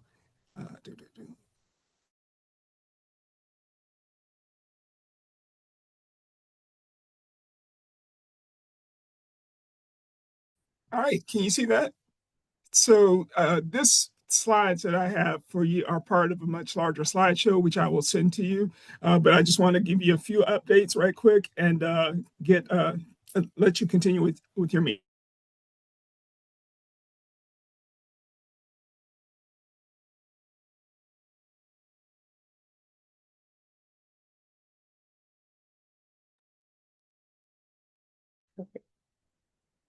Sean, we could see you and hear you, but now they went away. Okay, there you go. You're back. I'm back? Okay. So, are you still able to hear me? All right, perfect. So as of today, we've replaced 11,437 lead pipes. And the real reason we're focused on this is the health effects of lead. We know there's no safe level of lead, and lead is particularly bad for pregnant women and children. Because of those health effects, we're certainly focused on doing our lead pipe removal programs. Of course, quick note, when we talk about our program, we're talking about the service line, which runs from the water main in the street into the house. There's a public side, which DC Water maintains, and there's a private side, which the homeowner is responsible for. With Lead-Free DC, we're able to pay for those costs on that private property, which we normally wouldn't be able to do. So today I want to just give you some updates about our capital improvement programs, our small diameter water main, as well as our bi-block. But we also have 2 additional programs that you can find more information out on dcwater.com/lead. We have a lead pipe replacement assistance program, and we also have a voluntary program for people who don't want to wait. So we're focused on 2 materials. We have lead on the left. You'll see that white bulbous joint, that is a lead pipe, and on the right you'll see galvanized. Those are the 2 types of pipes we're working on replacing as a part of this program. So we have two ways we do that. First, there's the buy block program where we do blocks across the city, and we use a data model to choose where we're going to do that. And that's based on things like the number of lead pipes as well as presence of children, schools, and other things. We're replacing those lead pipes with copper. We're doing that for free, and homeowners just need to sign up to participate and be home when it's time to do that service line replacement. Right now, we have 66 blocks in 8A that are in various construction phases. That's about 705 premises. We only have 45, just about 46% of those right of entry authorizations signed, and we won't get to our goal if we don't get those authorizations signed and people to participate in the program. And that's one of the things I wanted to bring to your attention today. We have, under this program, we have 21 blocks that are below 31%, and we have below 30% in terms of participation, and we have other blocks that are below that 50% number. All those blocks are listed in a larger presentation, but I just wanted to bring this to your attention because we're really trying to focus on getting folks to sign up to participate in the program. So we, of course, ask for your help and support as we try to get people signed up for the program. We also have some small diameter water main program projects going on, and that's where we replace the water main in the street, plus the valves, fire hydrants, as well as we'll replace service lines when they're made of lead. We have a number of projects going on right now. We have projects over on Fairlawn, 16th Street, 17th Street, 1500 block, as well as on Q Street. Those are the ones that are in active construction. And then we have some more coming up. It still says Good Hope in our database, but on Marion Berry, as well as on Minnesota Avenue.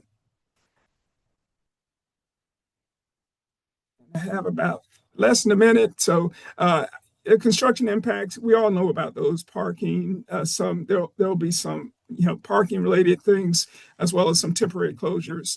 So that's part of the regular construction impacts. But the key thing here is for any of these programs, in order for us to do any work, we need people to sign up, and we have to have them complete this right of entry authorization. That's what allows us to do the work. So I'm here to ask you to encourage folks, if they are notified that they're eligible, to please sign up. We have our canvassers who go door to door and try to get folks to sign up. And you can also go to our website, dcwater.com/lead, to sign up or find out if you're eligible. Those are ways that you can help. That's at my 5 minutes. So I want to stick to what I said, but we definitely are looking for your help and your support in order for us to get to our goal. We are willing to come out and participate in events and to talk to other folks and whatever we can do to get people aware of and excited about the project. I have some contact information up here for our small diameter water main project manager, as well as some other DC Water folks, and I'll drop my information for you in the chat. I know I went over just about 30 seconds, but I tried my best. I appreciate you. Appreciate it. You stuck within your time. All right. Any quick comments or questions? I see Commissioner Donahue, and we want to kind of limit, as we get close.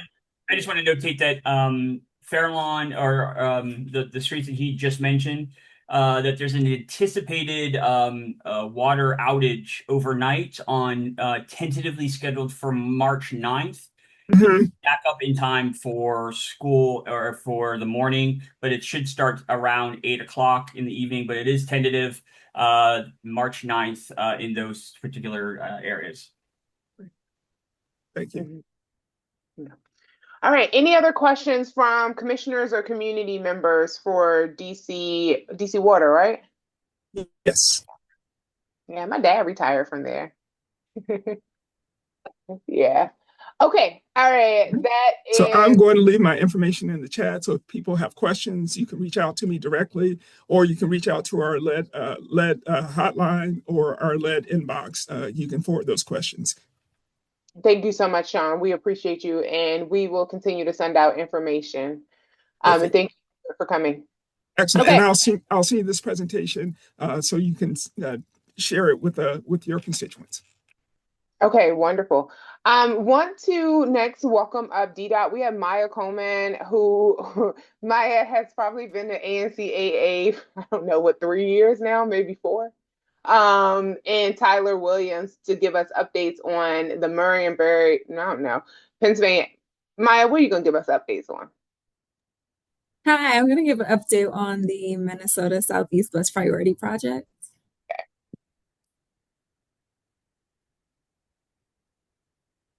Perfect. Go ahead, Maya. Do you know if I'm able to share my screen? You might not be able to because you joined as an attendant, but do you see the share button? I don't. If you drop it in the chat, I'll display it for you. Okay, great. I'll do that now. Or if you email me, I can pull it up real quick. Okay.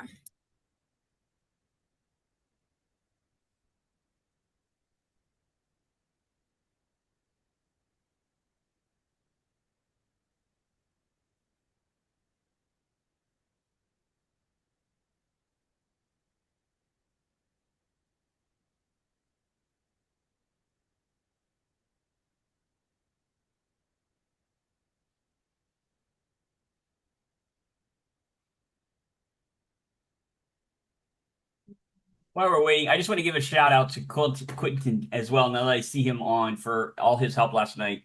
I know he wasn't on. I don't think he was on earlier, but while we were at this dead there, I just wanted to say thank you to Quentin for all of his help last night with our fire in our displaced resident. Thank you so much, Tom. I'm dead tired. I had to get up and go to a Pepco boot camp. Had to staff the man at the kicks for whatever it was. Kid first day. I'm overwhelmed so much. I feel you, sir. Yeah. And it's Ramadan, so you probably was tired and hungry today. I'm just right here, just like I'm hanging on threads. Yeah. All right, Maya, while you're getting that together, how about we turn it over to Tyler to keep it moving, and then we'll come back to you once we're able to get your presentation.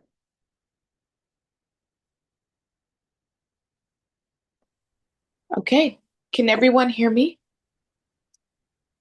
Yes, it's two of you. Oh, yes. One is my phone and one is my laptop. My laptop sound has gone out. Okay, perfect. So I am going to share my screen to show the project site, which I think would be helpful. Okay.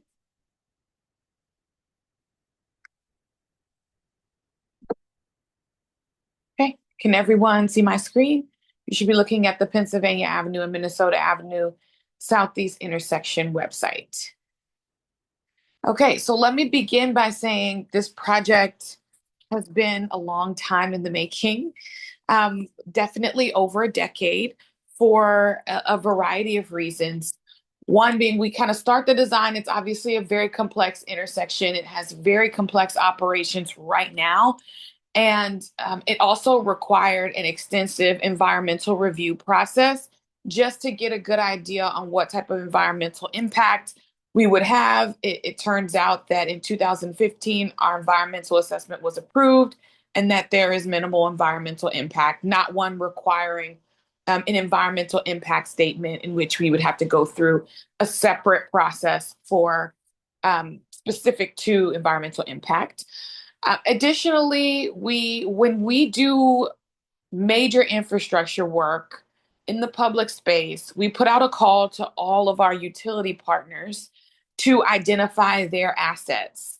So that's Washington Gas, DC Water, Pepco, and sometimes Verizon as well, sometimes our phone companies as well, to identify their assets and determine whether or not they want to update the assets so that we don't open up the road or open up the public space, do all of this work, and then 6 months after we close the road back up and there are new existing conditions, they come in and decide that their asset needs to be updated. So we did put that call out, and it actually took nearly a decade for all the utilities to get in there, update their assets, and complete that work, clearing the area for us to finally do this work. So I know that I don't have a lot of time. I do want to walk you through some of the key aspects of the project. And this is all available on the project site, and I'll drop that link in the chat. So I'm going to start west. But first, I want to orient everybody. I'm going to start west just as you get off this 295 intersection coming from, if you're coming from the National Harbor. So we have Sousa Bridge in this direction. And over here, we have the Mobile gas station. Sorry, Mobile gas station is here. We have that 295 exit onto Pennsylvania Avenue here. We have the Citgo gas station and Fairlawn here. Thai Orchid, Morton's here. The post office, I believe this is L'Enfant Square. So post office, the new Kangaroo car wash. We have Twining Square over here, the BP gas station, the Shell gas station. So if at any point you get a little confused geographically, look at these orange rectangles to help reorient yourself. So as I mentioned, I'll start west. So one of the first things that this project will do is add a new signalized crosswalk here at Prout. So basically Fairlawn and Prout. And one of the reasons we want to do that is to better control the sharp weaving that happens once you get off 295 for a lot of folks that are making that left turn, eventually making that left turn onto Minnesota. And the reason why what we found from our traffic analysis, the reason why there's such high demand for this type of movement is because there's not currently an exit on 295 to access East Capitol Street. So a lot of people's destination by way of exiting 295 onto Pennsylvania, turning left here onto Minnesota is to get to East Capitol Street. Now, because we currently do not have that exit on 295 and 295 as well as East Capitol Street, that part of East Capitol Street are subject to the study that we're doing in relation to RFK, we are focusing primarily on how to make these movements safer. So we are still going to allow folks to come off of 295 onto Pennsylvania Avenue. You're still able to make that right turn on the Fairlawn if you wish. You're also still able to make that right turn onto Prout Street if you wish. But in order to control the sharp, people are going all the way from this right lane to the farthest left lane in one fell swoop. So now they'll have this traffic calming measure here by way of a traffic signal. They'll have to stop. There's a traffic signal there now. It's just, I feel like it's almost always green. And then there's a crosswalk here. And this helps those that are pedestrians access the park in a way that's safer. So instead, you're able to cross Pennsylvania. If you're coming from this side of Fairlawn Avenue, you're able to cross Pennsylvania at this signalized intersection and either go down Fairlawn or down Prout, whichever you prefer, to access the park by way of Nicholson on foot, rather than having to cross 3 different 295 interchanges in order to get into the park, which presents a lot of safety challenges. So that's number one. Another thing that I want to highlight is again, as I mentioned, so many people, especially in the evening time, are trying to make that left turn from Pennsylvania onto Minnesota Avenue. So we are lengthening that turn bay. We will still have 2 left turn lanes, but right now the left turn lanes start after this intersection where it intersects with L'Enfant Square and Twining Square. Instead, we're going to lengthen it so that it goes all the way back to that signal. Again, trying to facilitate a safer movement because we know the demand for that left is very high.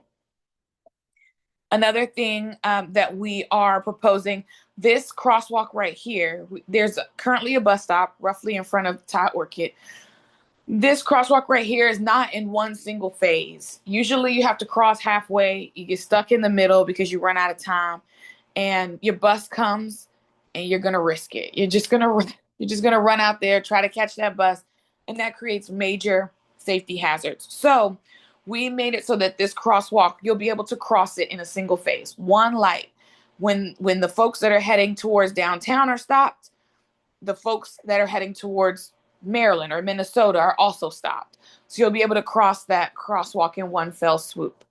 We are also, one of the principal safety features of the project, those 2 traffic lanes that cut through Twining Square from Minnesota Avenue, we are closing that up. We are returning the green space back to real green space. It's not the best use of green space if you have 2 large travel lanes running through it. So what does that mean for for getting to the other side of Minnesota Avenue from the northern side of Minnesota Avenue? So that's again here by the BP gas station. we're actually going to consolidate all of those movements into the Minnesota and Pennsylvania Avenue intersection. So right now you can only enter Minnesota right here. Well, after the project, you'll be able to enter and exit. You'll be able to keep straight on Minnesota. You'll be able to make a left turn onto Pennsylvania. And we'll have 2 right turn lanes onto Pennsylvania Avenue because, again, we know that the demand for that right turn, especially during morning rush hour, is very high, as many people are commuting downtown for work and other things. This square will be closed. It will be redesigned with green space. We're preserving some of the trees. Some of the trees may need to be removed. If they do need to be removed, we would replant. And typically when we can replant now, we're able to plant really nice trees that flower, to really create a beautiful greenscape. And since we're going to have this great plaza, we are moving the bus stop that is currently in front of Thai Orchid to this plaza. That bus stop is always very packed, and this gives folks a little bit more space to stretch out. So that is another change that we anticipate. Oops, sorry. Just turn this around. And then, of course, I can't get it back to the proper orientation.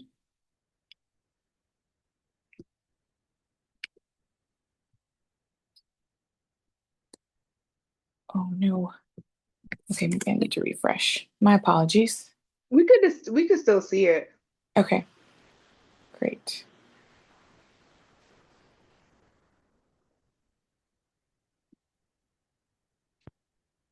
Okay. All right, so yeah, we're back. Another thing that I want to highlight, again, this is an extremely complicated intersection. So as I mentioned, all the turning movements will be consolidated to that intersection. They will not be cutting through the square. Now, when you're here at the post office, you will still be able to make that right turn off of Pennsylvania Avenue to LaFont Square to access Minnesota Avenue. That is not changing.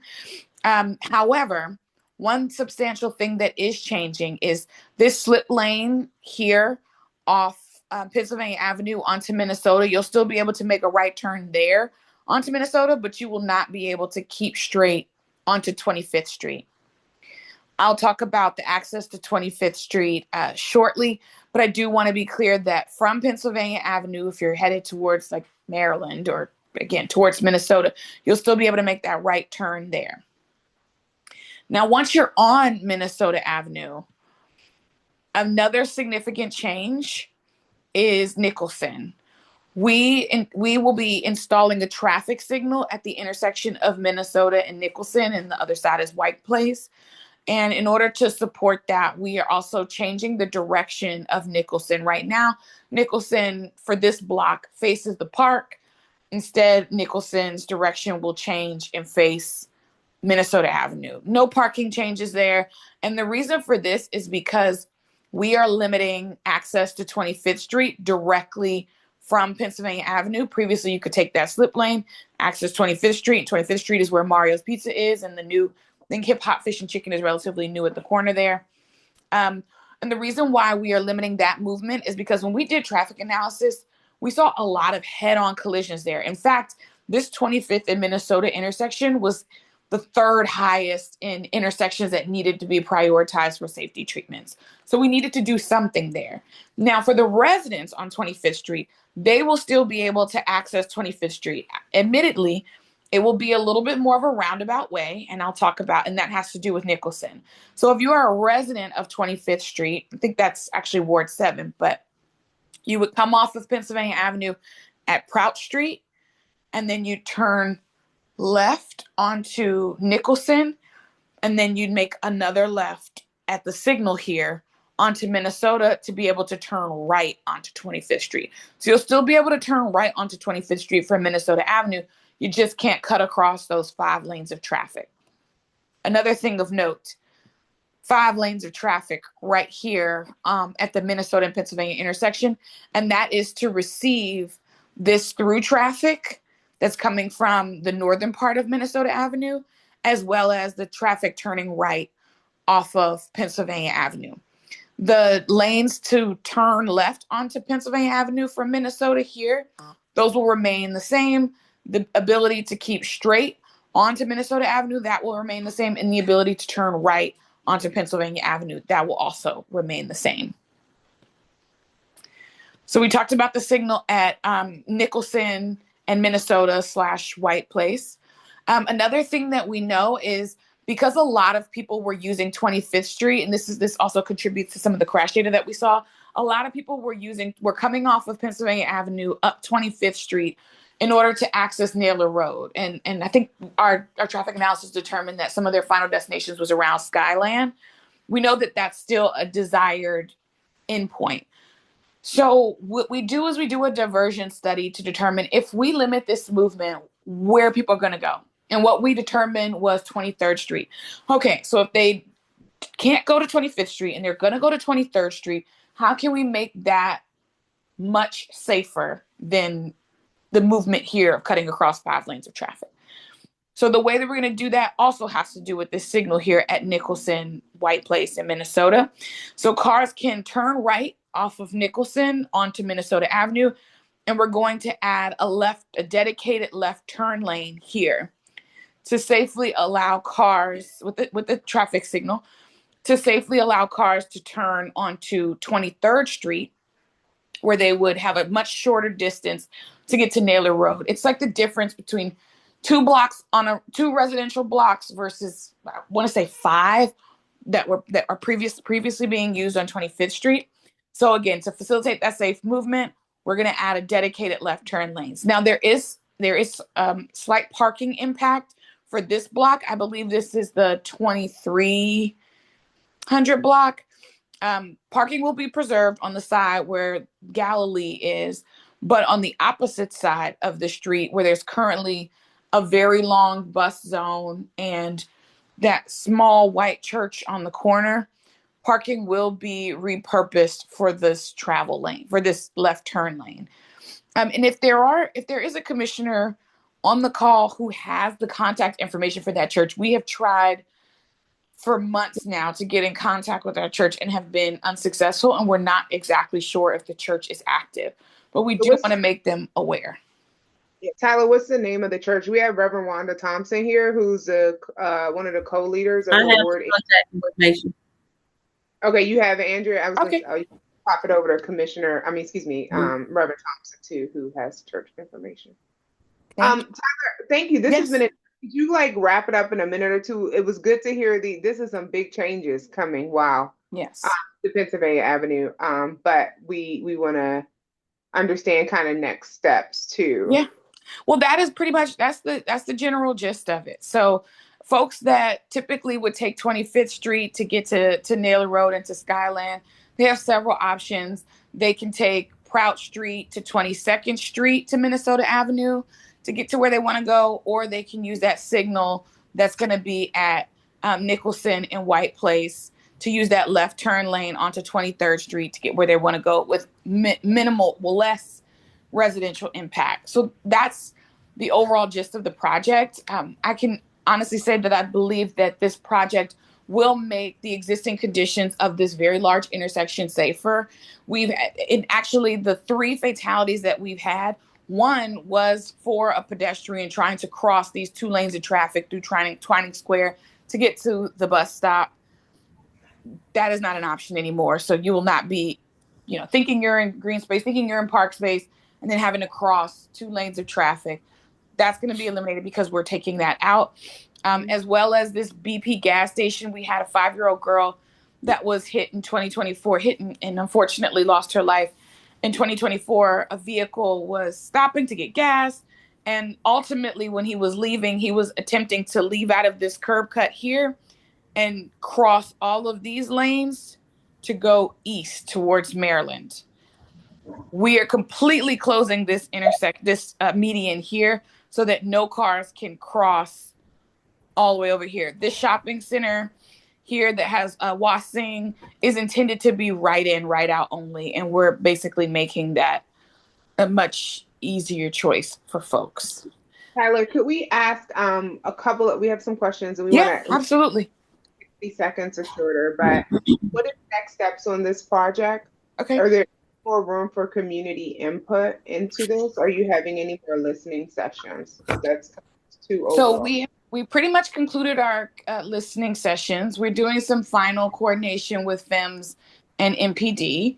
The design is mostly final. If there's something really specific that the community would like to bring our attention to, we are open to that. But we are hoping to advance construction in late March, early April. Oh, so this is like immediate, right? Okay. Yes. Could you put in the chat a little bit about like construction timeline and all of that stuff so that people, those kind of questions? So we are sending out mailers with the construction timeline. We just brought on the construction contract was just awarded. So we're getting our contractor up to speed with this design, and they will provide us with the construction timeline, at which point we will reach back out to the ANC. So Wonderful. it is really truthfully looking more like April than late March. Okay, that's fine. So I'm gonna turn it over to Commissioner Davis, and then Donahue. I'm gonna ask you to keep your comments or questions to 60 seconds so we can get to Maya and then get our final few updates and get out of here by 9:30. Hey. I wanted to. Sorry. Go ahead, Davis. Am I going first? Yeah. Okay.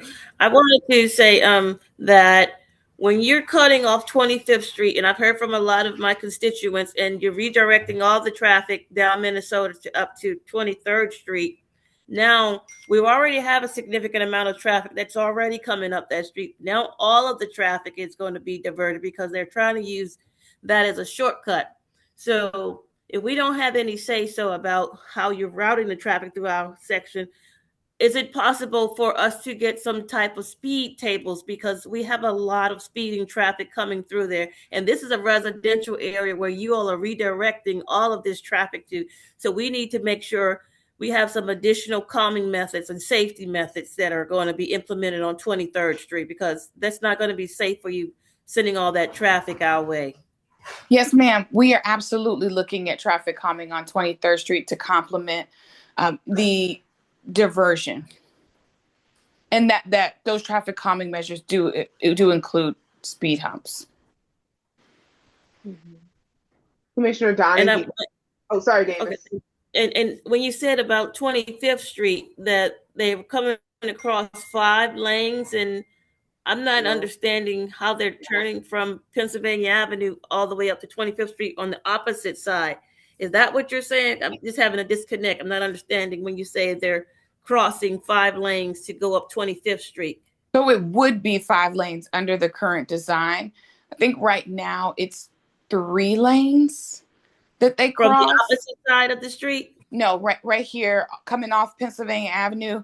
When you cut through that slip lane, this intersection right here to get to 25th Street, you're having to cross. It's like its own little intersection.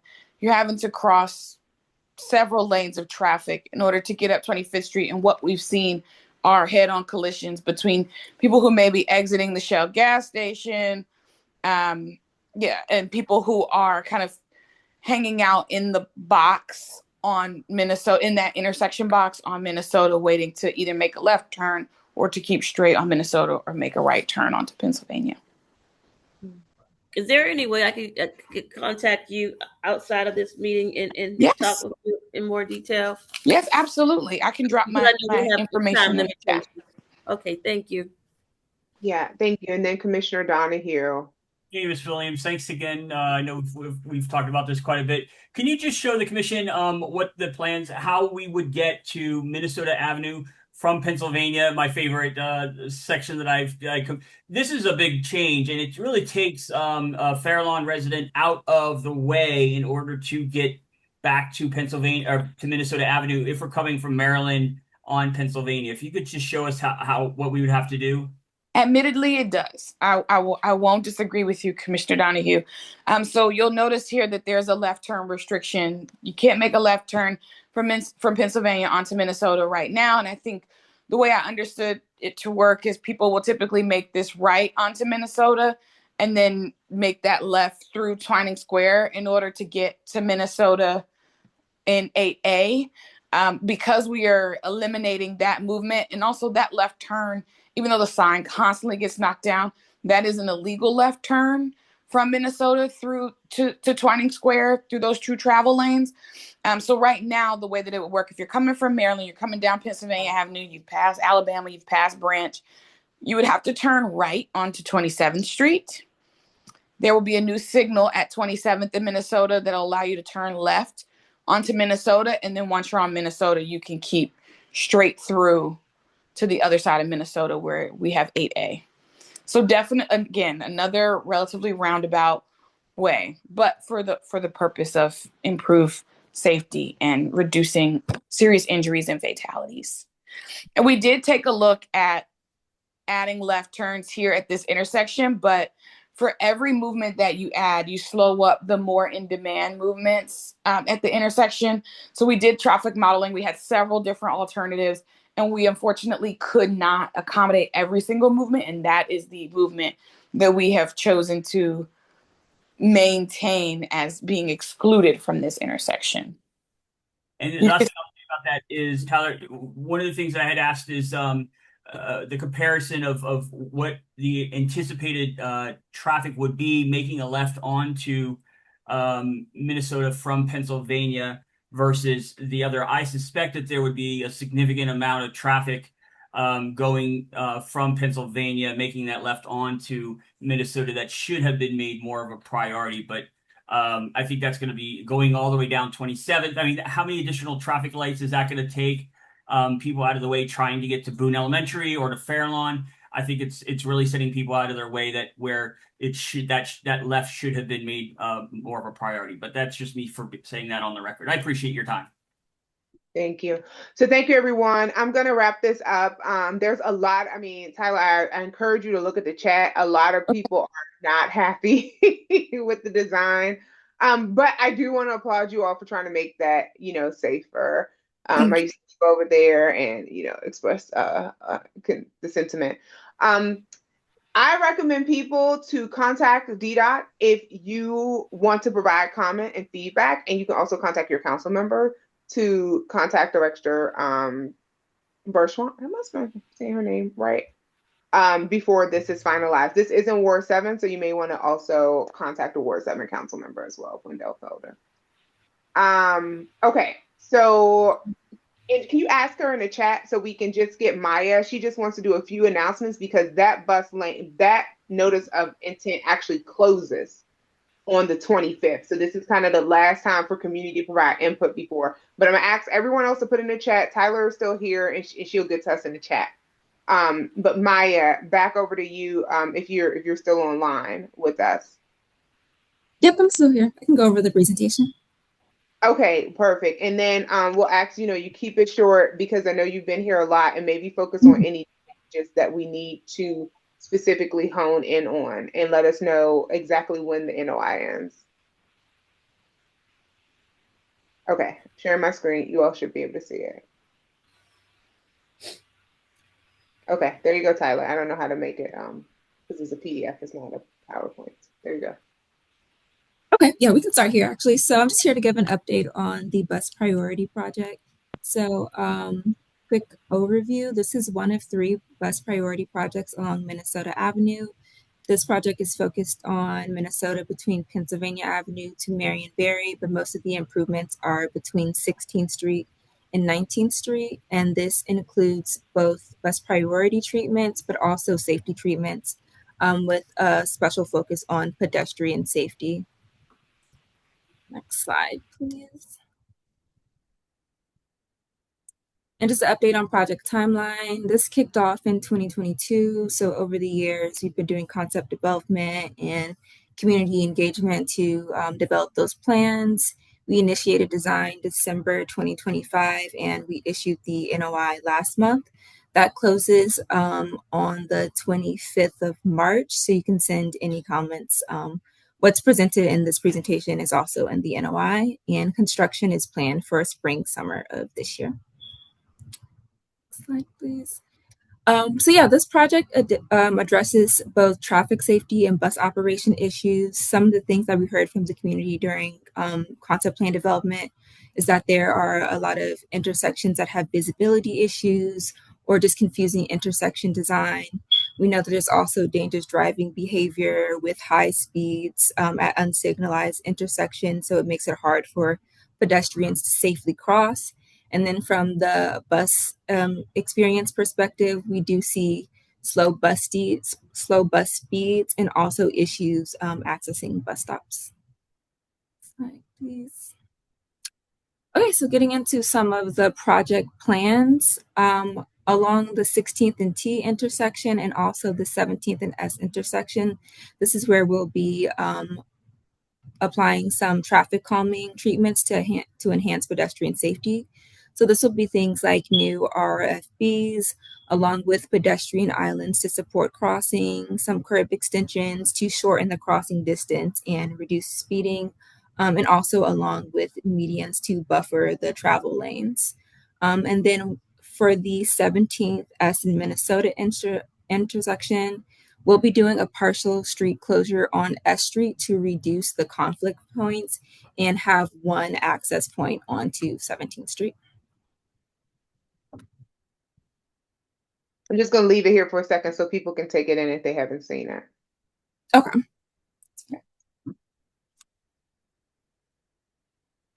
Oh, wow. This is interesting looking. You want to explain this? Yeah. So this intersection has the most traffic calming elements. And this is one that we heard a lot of feedback from the Fairlawn Citizen Association to do some safety treatments here. So what we heard here was that there's confusing intersection movements. It's unsafe to cross here. There's signal timing issues on the cross streets, and also just visibility, not only with turning, but also seeing the signal heads. So we tried to kind of color code where these treatments will be, but they're also broken down in the NOI if you need further details. But where there's the red dots is where we want to add stop bars to help reinforce where drivers should be stopping as they approach the intersection. We'll also be adding 2 new crosswalks that mirror the current crossing movements that are going on. So that'll be one that's on our street across Minnesota, and then one angled crosswalk across that 18th Street intersection. We'll also be adding both painted and concrete medians to help with the traffic flow. And then we'll be extending the curbs to shorten the crossing distance. And then finally, we'll be adjusting some of the signal cycles to help with the flow and also clarify where exactly, which light a driver should be following. Thank you, Maya. Maya, what's a stop bar? So that is the white line as you approach the intersection that tells you where to stop. I thought you meant like an actual physical. Oh, okay. No, it's a pavement marking. Okay. Yeah, and then getting into some of the best priority elements, we have the C15 and the C31 routes that service this corridor. So we want to rebalance and consolidate some stops to reduce the number of times the bus has to stop along the corridor to help hopefully speed up the travel times. So we would consolidate the 16th Street stop and also consolidate the 19th Street stop pair. The 19th Street stop pair does have shelters, so we would look to relocate those shelters elsewhere on the corridor.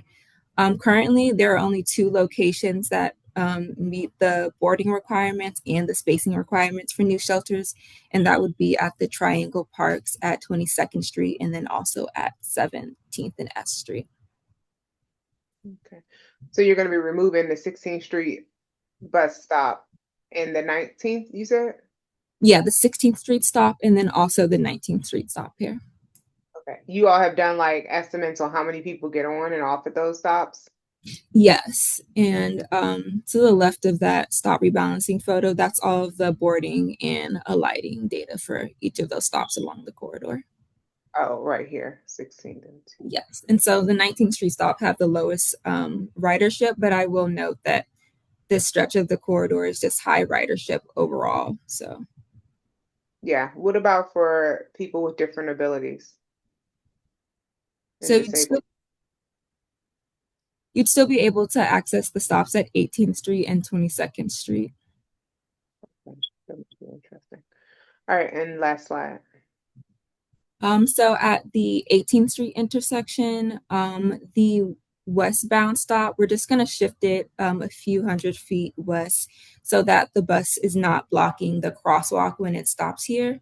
And then we'll also be adding another queue jump. There's existing queue jumps, I believe, at the 22nd and Naylor Street intersection. So having another one at 18th Street should improve the bus reliability and speeds. Okay.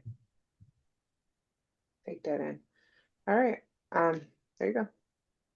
Yep, and just next steps, this is going into construction this year, but we did issue the NOI last month, and that closes on the 25th. So you can respond directly to the NOI on the DDOT website, or you can email me any comments directly. And this presentation, along with all the past presentations on this project, is on the project page.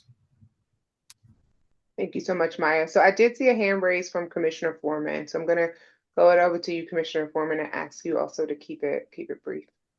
Okay. How you doing, Ms. Coleman? Yeah, I got two problems here with the bus shelters being moved around S Street and S Street and 17th. See that? Right Yes. here, S in Minnesota, well, S in Minnesota, basically.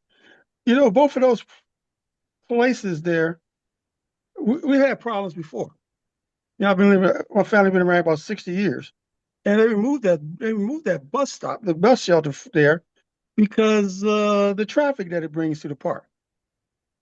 So what you'll be doing is shifting the drug traffic and the folks that hang out at 18th Street down to S Street again. So we went through stuff. I remember my dad went through it with the police and whatever organizations to get this thing removed. Now you're bringing it right back. So that means the residents right here are going to be exposed to folks out here every night, smoking, drinking, prostitution, and everything else in our nice community park. Also, you're taking the other bus stop away from 16th Street, and you're moving it over here across the street from on Minnesota Avenue, right? Across the street from there's one at the Triangle Park. That's they already have a problem there because those are two residents right there, and folks are constantly in their yards. They open the gates and they're in their yards. So now what we're going to do is remove or take those folks that would normally be up there where the church, which is abandoned, would normally catch their bus to someone's yard over here. So you're bringing about more problems there. It's pretty much congested. I understand that some folks think that it's a good thing for the students to be able to catch their buses, but not to the part where residents have to be guarded. Okay, I mean, we got elderly folks too, and they're able to get to they usually don't catch the buses around here that much. They like to walk, but it brings about that criminal element again. And I love the kids, but let's face it, kids will be kids, and they'll be up in the properties as they were before.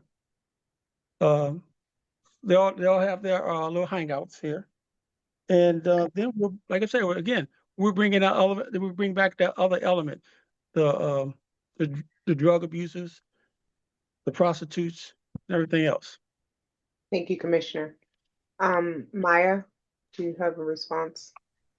Yeah, thank you for bringing the history of the shelters to my attention. That's not something that I was aware of. We do receive a lot of community requests from bus riders requesting shelters at these stops. The 17th and S Street stops have some of the highest ridership along the corridor, and they do meet our, we have a minimum of 50 boardings for a shelter. The boardings and alighting there is way higher than that. I think it's between like 80 and 100 people boarding and getting off there daily. So that's why we'd want to place a shelter there. And then, as you mentioned, there is that connection to the school. We know that kids are taking the bus along the corridor and getting off at these stops. So we do want to have bus stop amenities there that support those actions while they're waiting. But I do understand community concerns if that is something that the community does not want on the corridor. We could look into placing them elsewhere within the ward. But I will note that there are no other stop locations along this project corridor that has both the boarding and the spacing requirements to put a shelter. So they would be relocated outside of the corridor. Yeah, I want to turn over to Commissioner Davis, and I'll just say, like, this is like a complicated one of those issues where there's tension because we need bus shelters. When you're out, it's raining, it's cold, it's snowing, and I literally see people sitting on the sidewalks, and I take pictures and send it to DDOT. You have people with different abilities and wheelchairs, and at the same time, because we already have so much distress, there's already like folks hanging out. So I think this is an issue we really need, like, to it's tension, and we're going to have to figure out, you know, the greater good. But let's do Commissioner Davis as the last comment. We do have until the 25th of February to submit comments for the NOI. So this is the opportunity for you to submit those comments. And I'll say, just from experience, you know, at least for this project with Maya, there has been a lot of changes based on community feedback. But Commissioner Davis? Hi, I just wanted to ask, if we have to have a shelter, is it possible for you to implement no seating in the shelter? Or if you put seating, make it in such a way where they can't recline, to try to deter them from hanging out in the shelters and laying down and using it as a place to sleep and hang out? It's not something that we'd be able to do for this project because we're just be relocating the existing shelters on 19th Street. So it would be that same design and those same exact shelters. But as we look into new shelters moving forward with UDOT, that's something we're considering, is different shelter design to support those different considerations. But as far as this project, it would be the actual shelters on 19th Street, which I believe do have that seating. So the seating is attached to the shelter. They're not separate, independent of one another? Yes. Okay. Okay, thank you. Can't hear you. I'm sorry. I have an external speaker. Could you put in the chat how people can provide comments for the NOI period? And maybe something to think about. I don't know if y'all done any study, like how to increase lighting at the shelters and stuff like that. Trash cans. I'll put this in my NOI comments. But lighting and trash cans are something that helps. Because people often throw trash out, right, when you have a shelter. So perfect. Thank you, Maya. We're going to turn it over to Councilmember Trayon White's office and then Quentin Milner before we go into some votes for tonight. Oh, Miss Barton. Hi, everyone. Hey, Fernando, we can hear you. Okay, you can hear me? Hi. All right. Good evening, everyone. Thank you for coming out tonight. My name is Fernando Smith, and I'm here representing the office of Councilmember Trayon White Sr.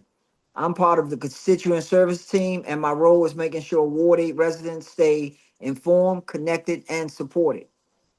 I want to share a few updates about what's happening at the council, what's coming up for the community, and most importantly, to hear directly from you. Probably not tonight, but you know, if you got any pressing questions tonight, but know that we're on Shannon Place. Our office is open on Shannon Place right here in the communities on Tuesday through Thursday from 9:30 in the morning until 4:30 in the evening. And you can just walk in or come in, or you can still come down to the Wilson building or call me.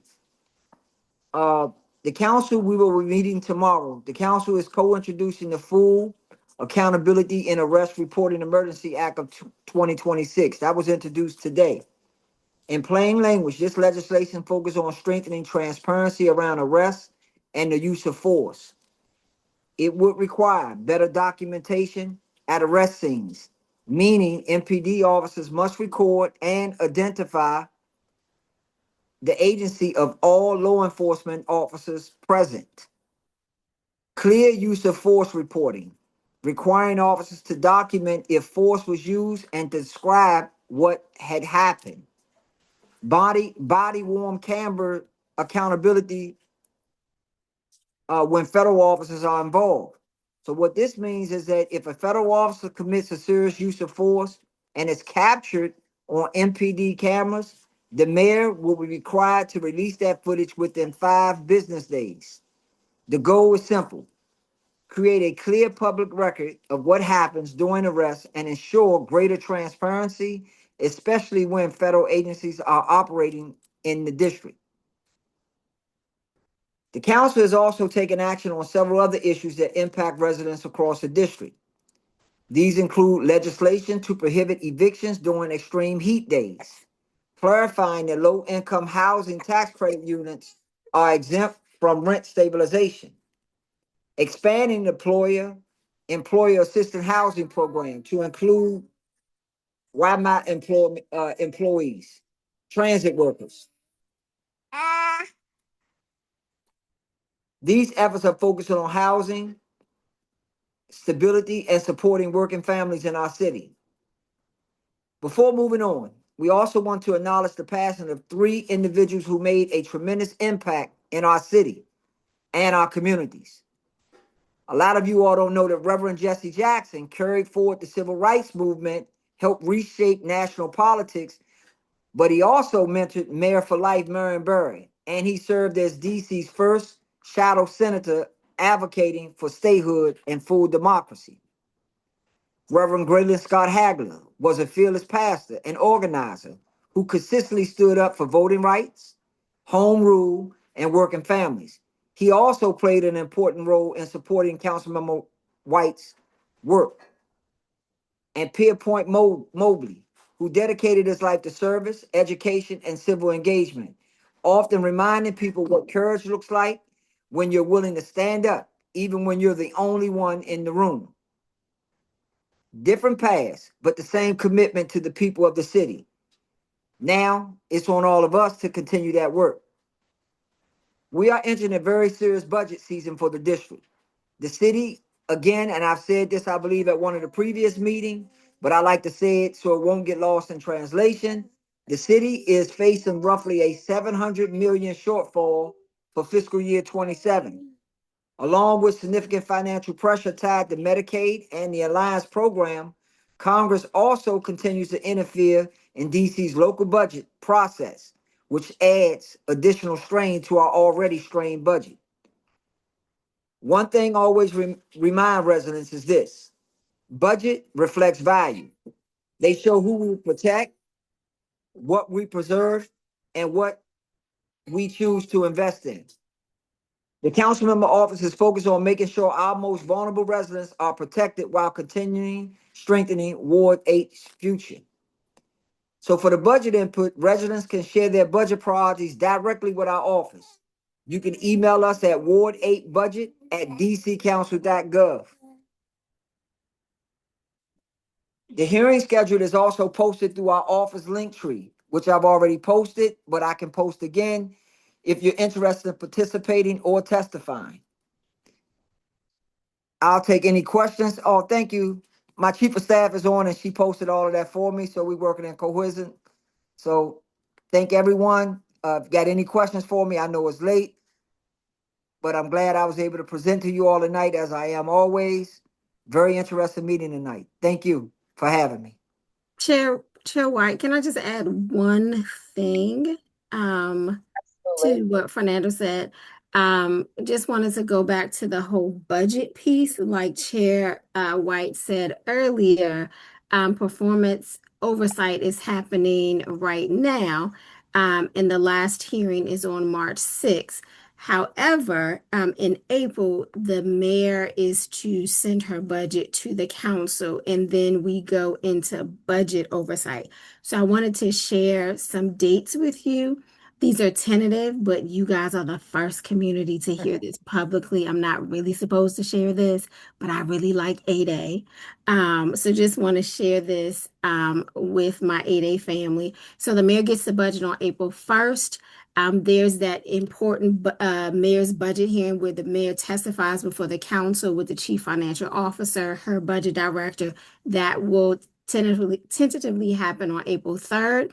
But most importantly, from April 6th through the 30th, that is when all of the committees will have their budget oversight hearings. So I really, really, really want to see as many Ward 8 residents come out and talk about what's important to us.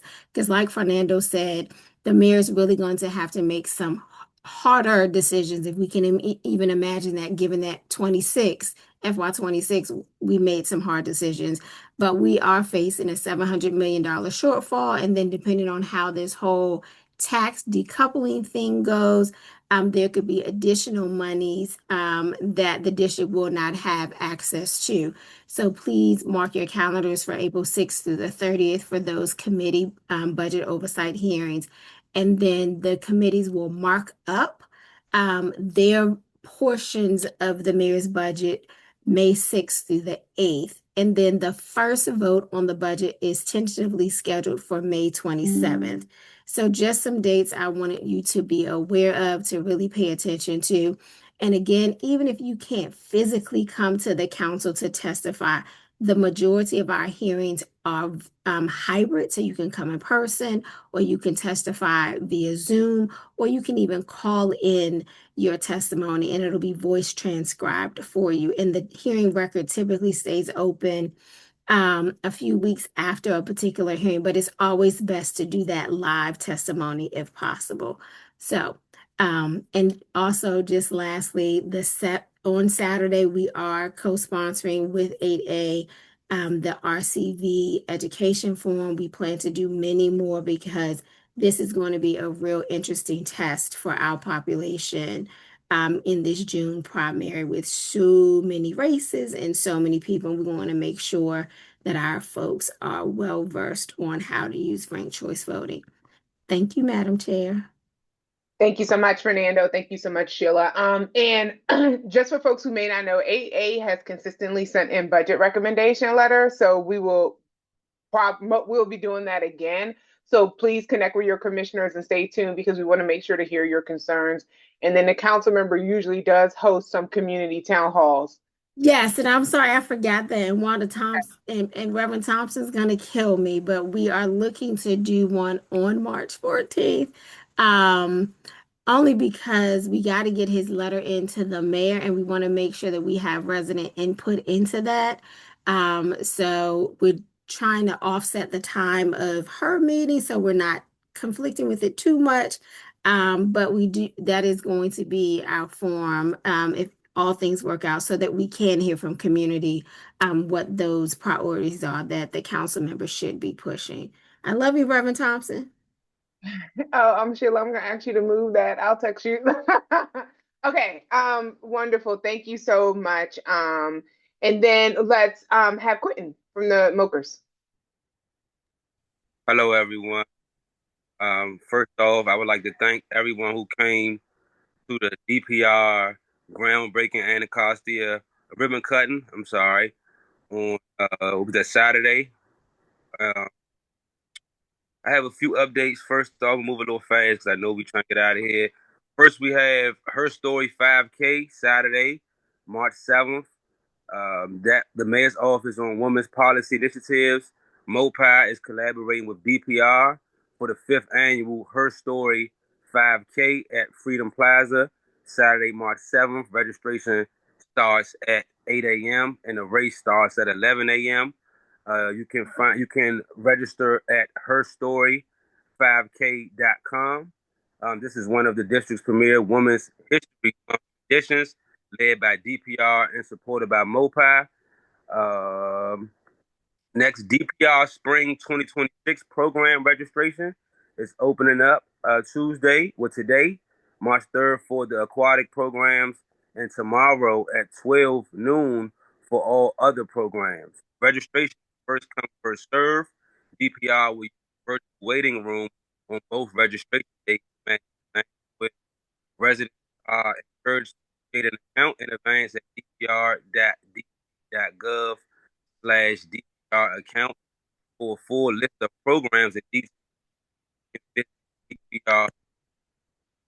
Quentin, I think you're breaking up. Is that just for me or is Quentin breaking up for other people? Can you hear me? You're breaking up. Okay. Can you hear me now? Yeah, we heard the DPR opens up today for aquatic and tomorrow for everything else. Okay, and you can find more information on that at dprprograms.com. And we also encouraging residents to create an account in advance at dpr.dc.gov/DPR account. Next, we have DPW street sweeping resume March 2nd.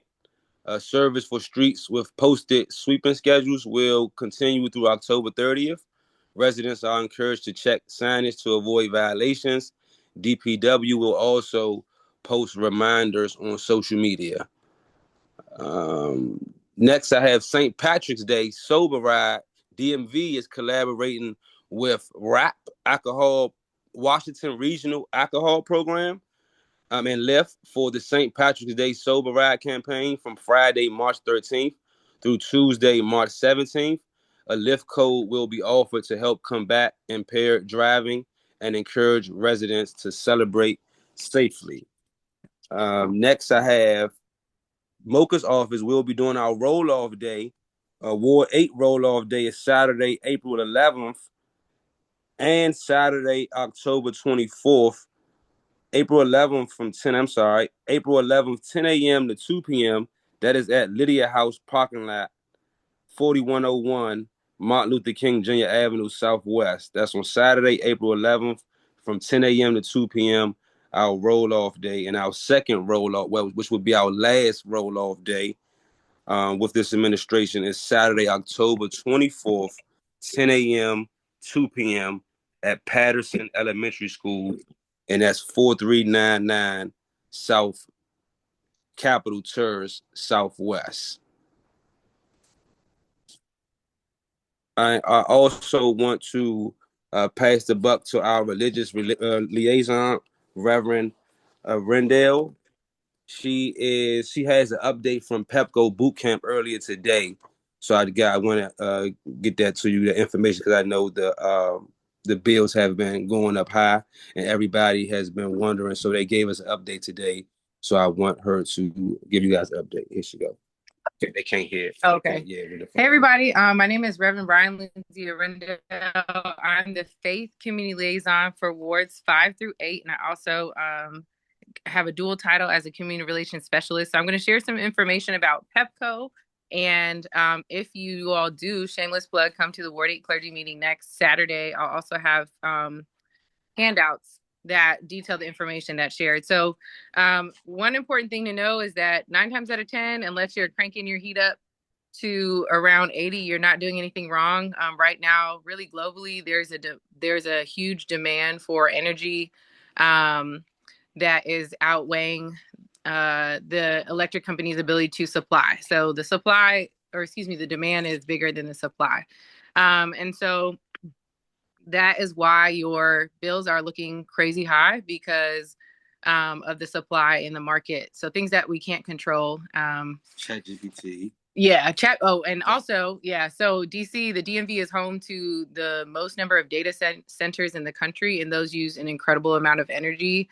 And so part of that is because we're also one of the most secure areas in the country from a data perspective. So long story short, most of the reason why your bills are out of control is not your fault. Okay. But there are a few solutions available. This program is called budget billing.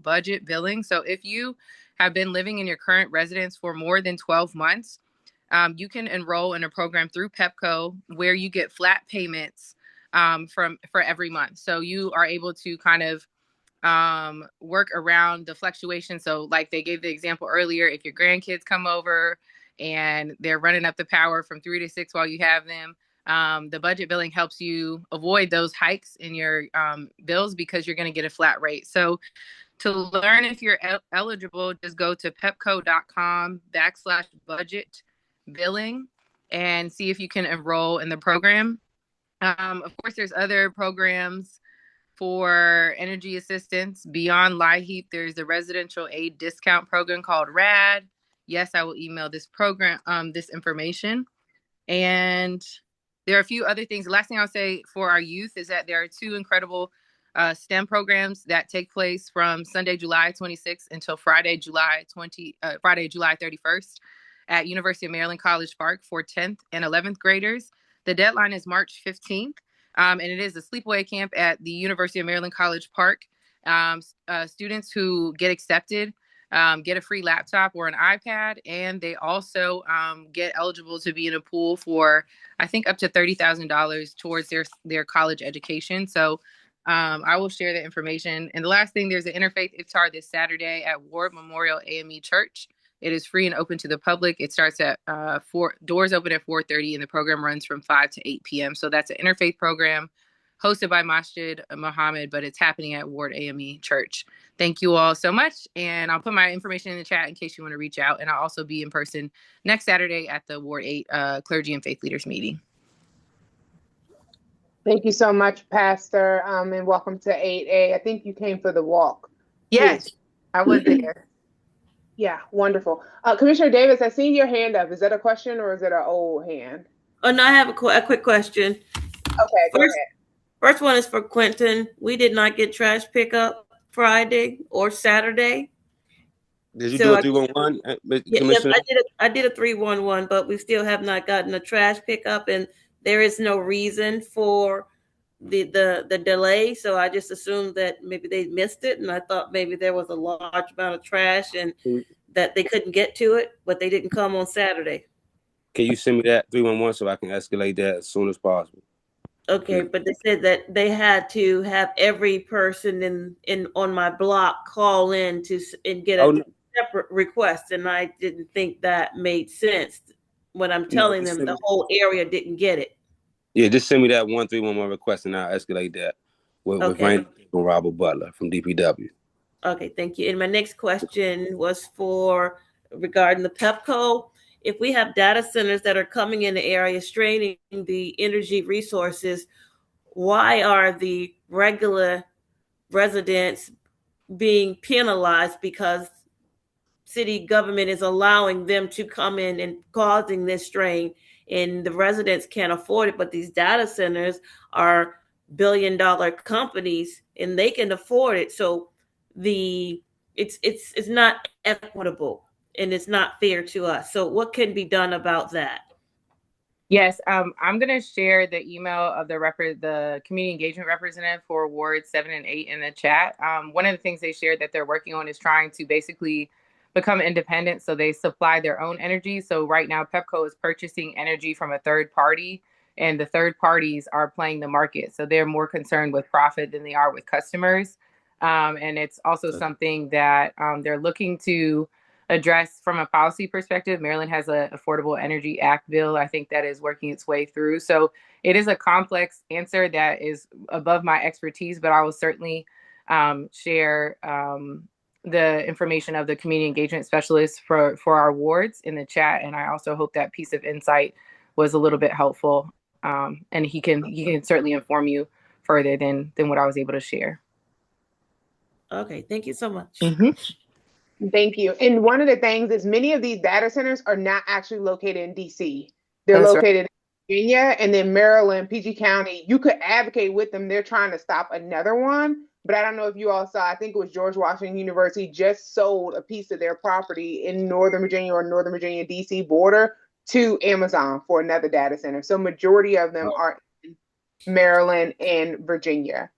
I also heard before I left that it wasn't just the data centers; it was other things as well, such as the electric bikes too. So it was a lot of other things that's playing a part. So interesting. Yeah, yeah. I did. One thing, another thing happens. Yeah. All right.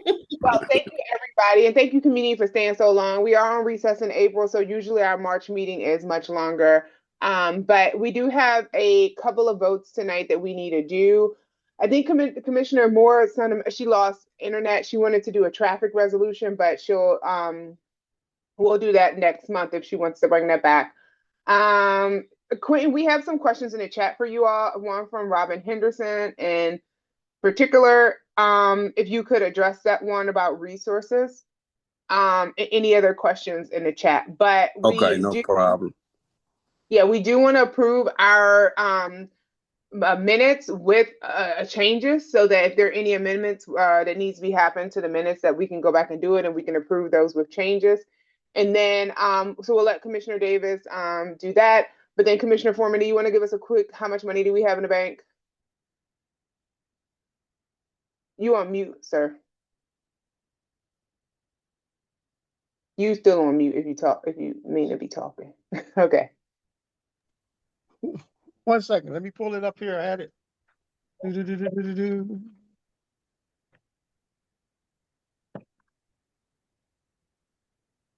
While you pull that up, Commissioner Davis, do you want to which minutes you sent us over? February minutes and the special meeting minutes? You're on mute too. I said, you want me to move a motion to approve the general meeting and the special meeting? Actually, the secretary can't move that motion because you did. But can I have somebody move a motion to approve the January minutes, the February minutes, and the special meeting minutes with amendments? We already approved January's meeting. Oh, I'm sorry. It was just two motions for February, the general body meeting and then the special meeting for Tom's developer. Okay, yeah, we can do both in the same motion. Can someone move a motion to approve the February general meetings and this February special minute meetings with amendments?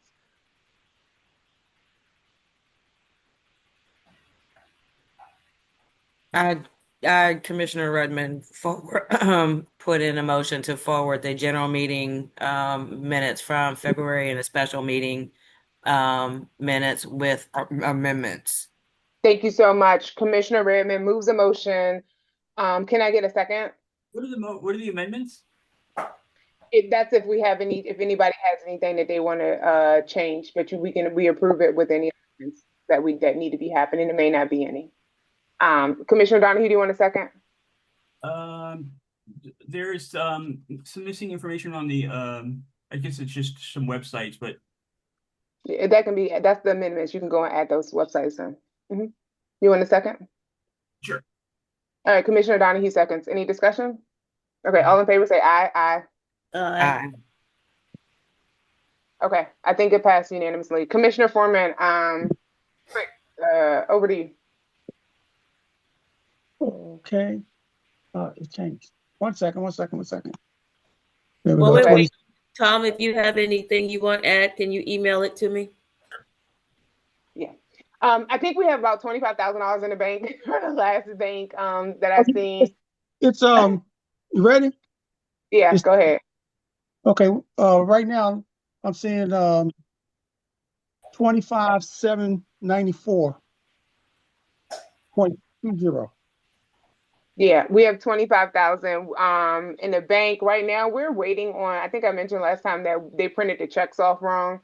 And so yeah, no. They printed off wrong and it takes like a month to get checks. So we haven't really done anything, but the only thing kind of outstandings we have is the Ward 8 Woods grant. We haven't issued that grant because we don't have any checks. So we've already approved our last quarterly finance report. When we come back in May, we'll be approving the quarterly finance report for FY 26 Q2, which is January, February this month. So thank you, everyone. Thank you for that update. I am going to move a motion that we close tonight's agenda. The time is 9:57.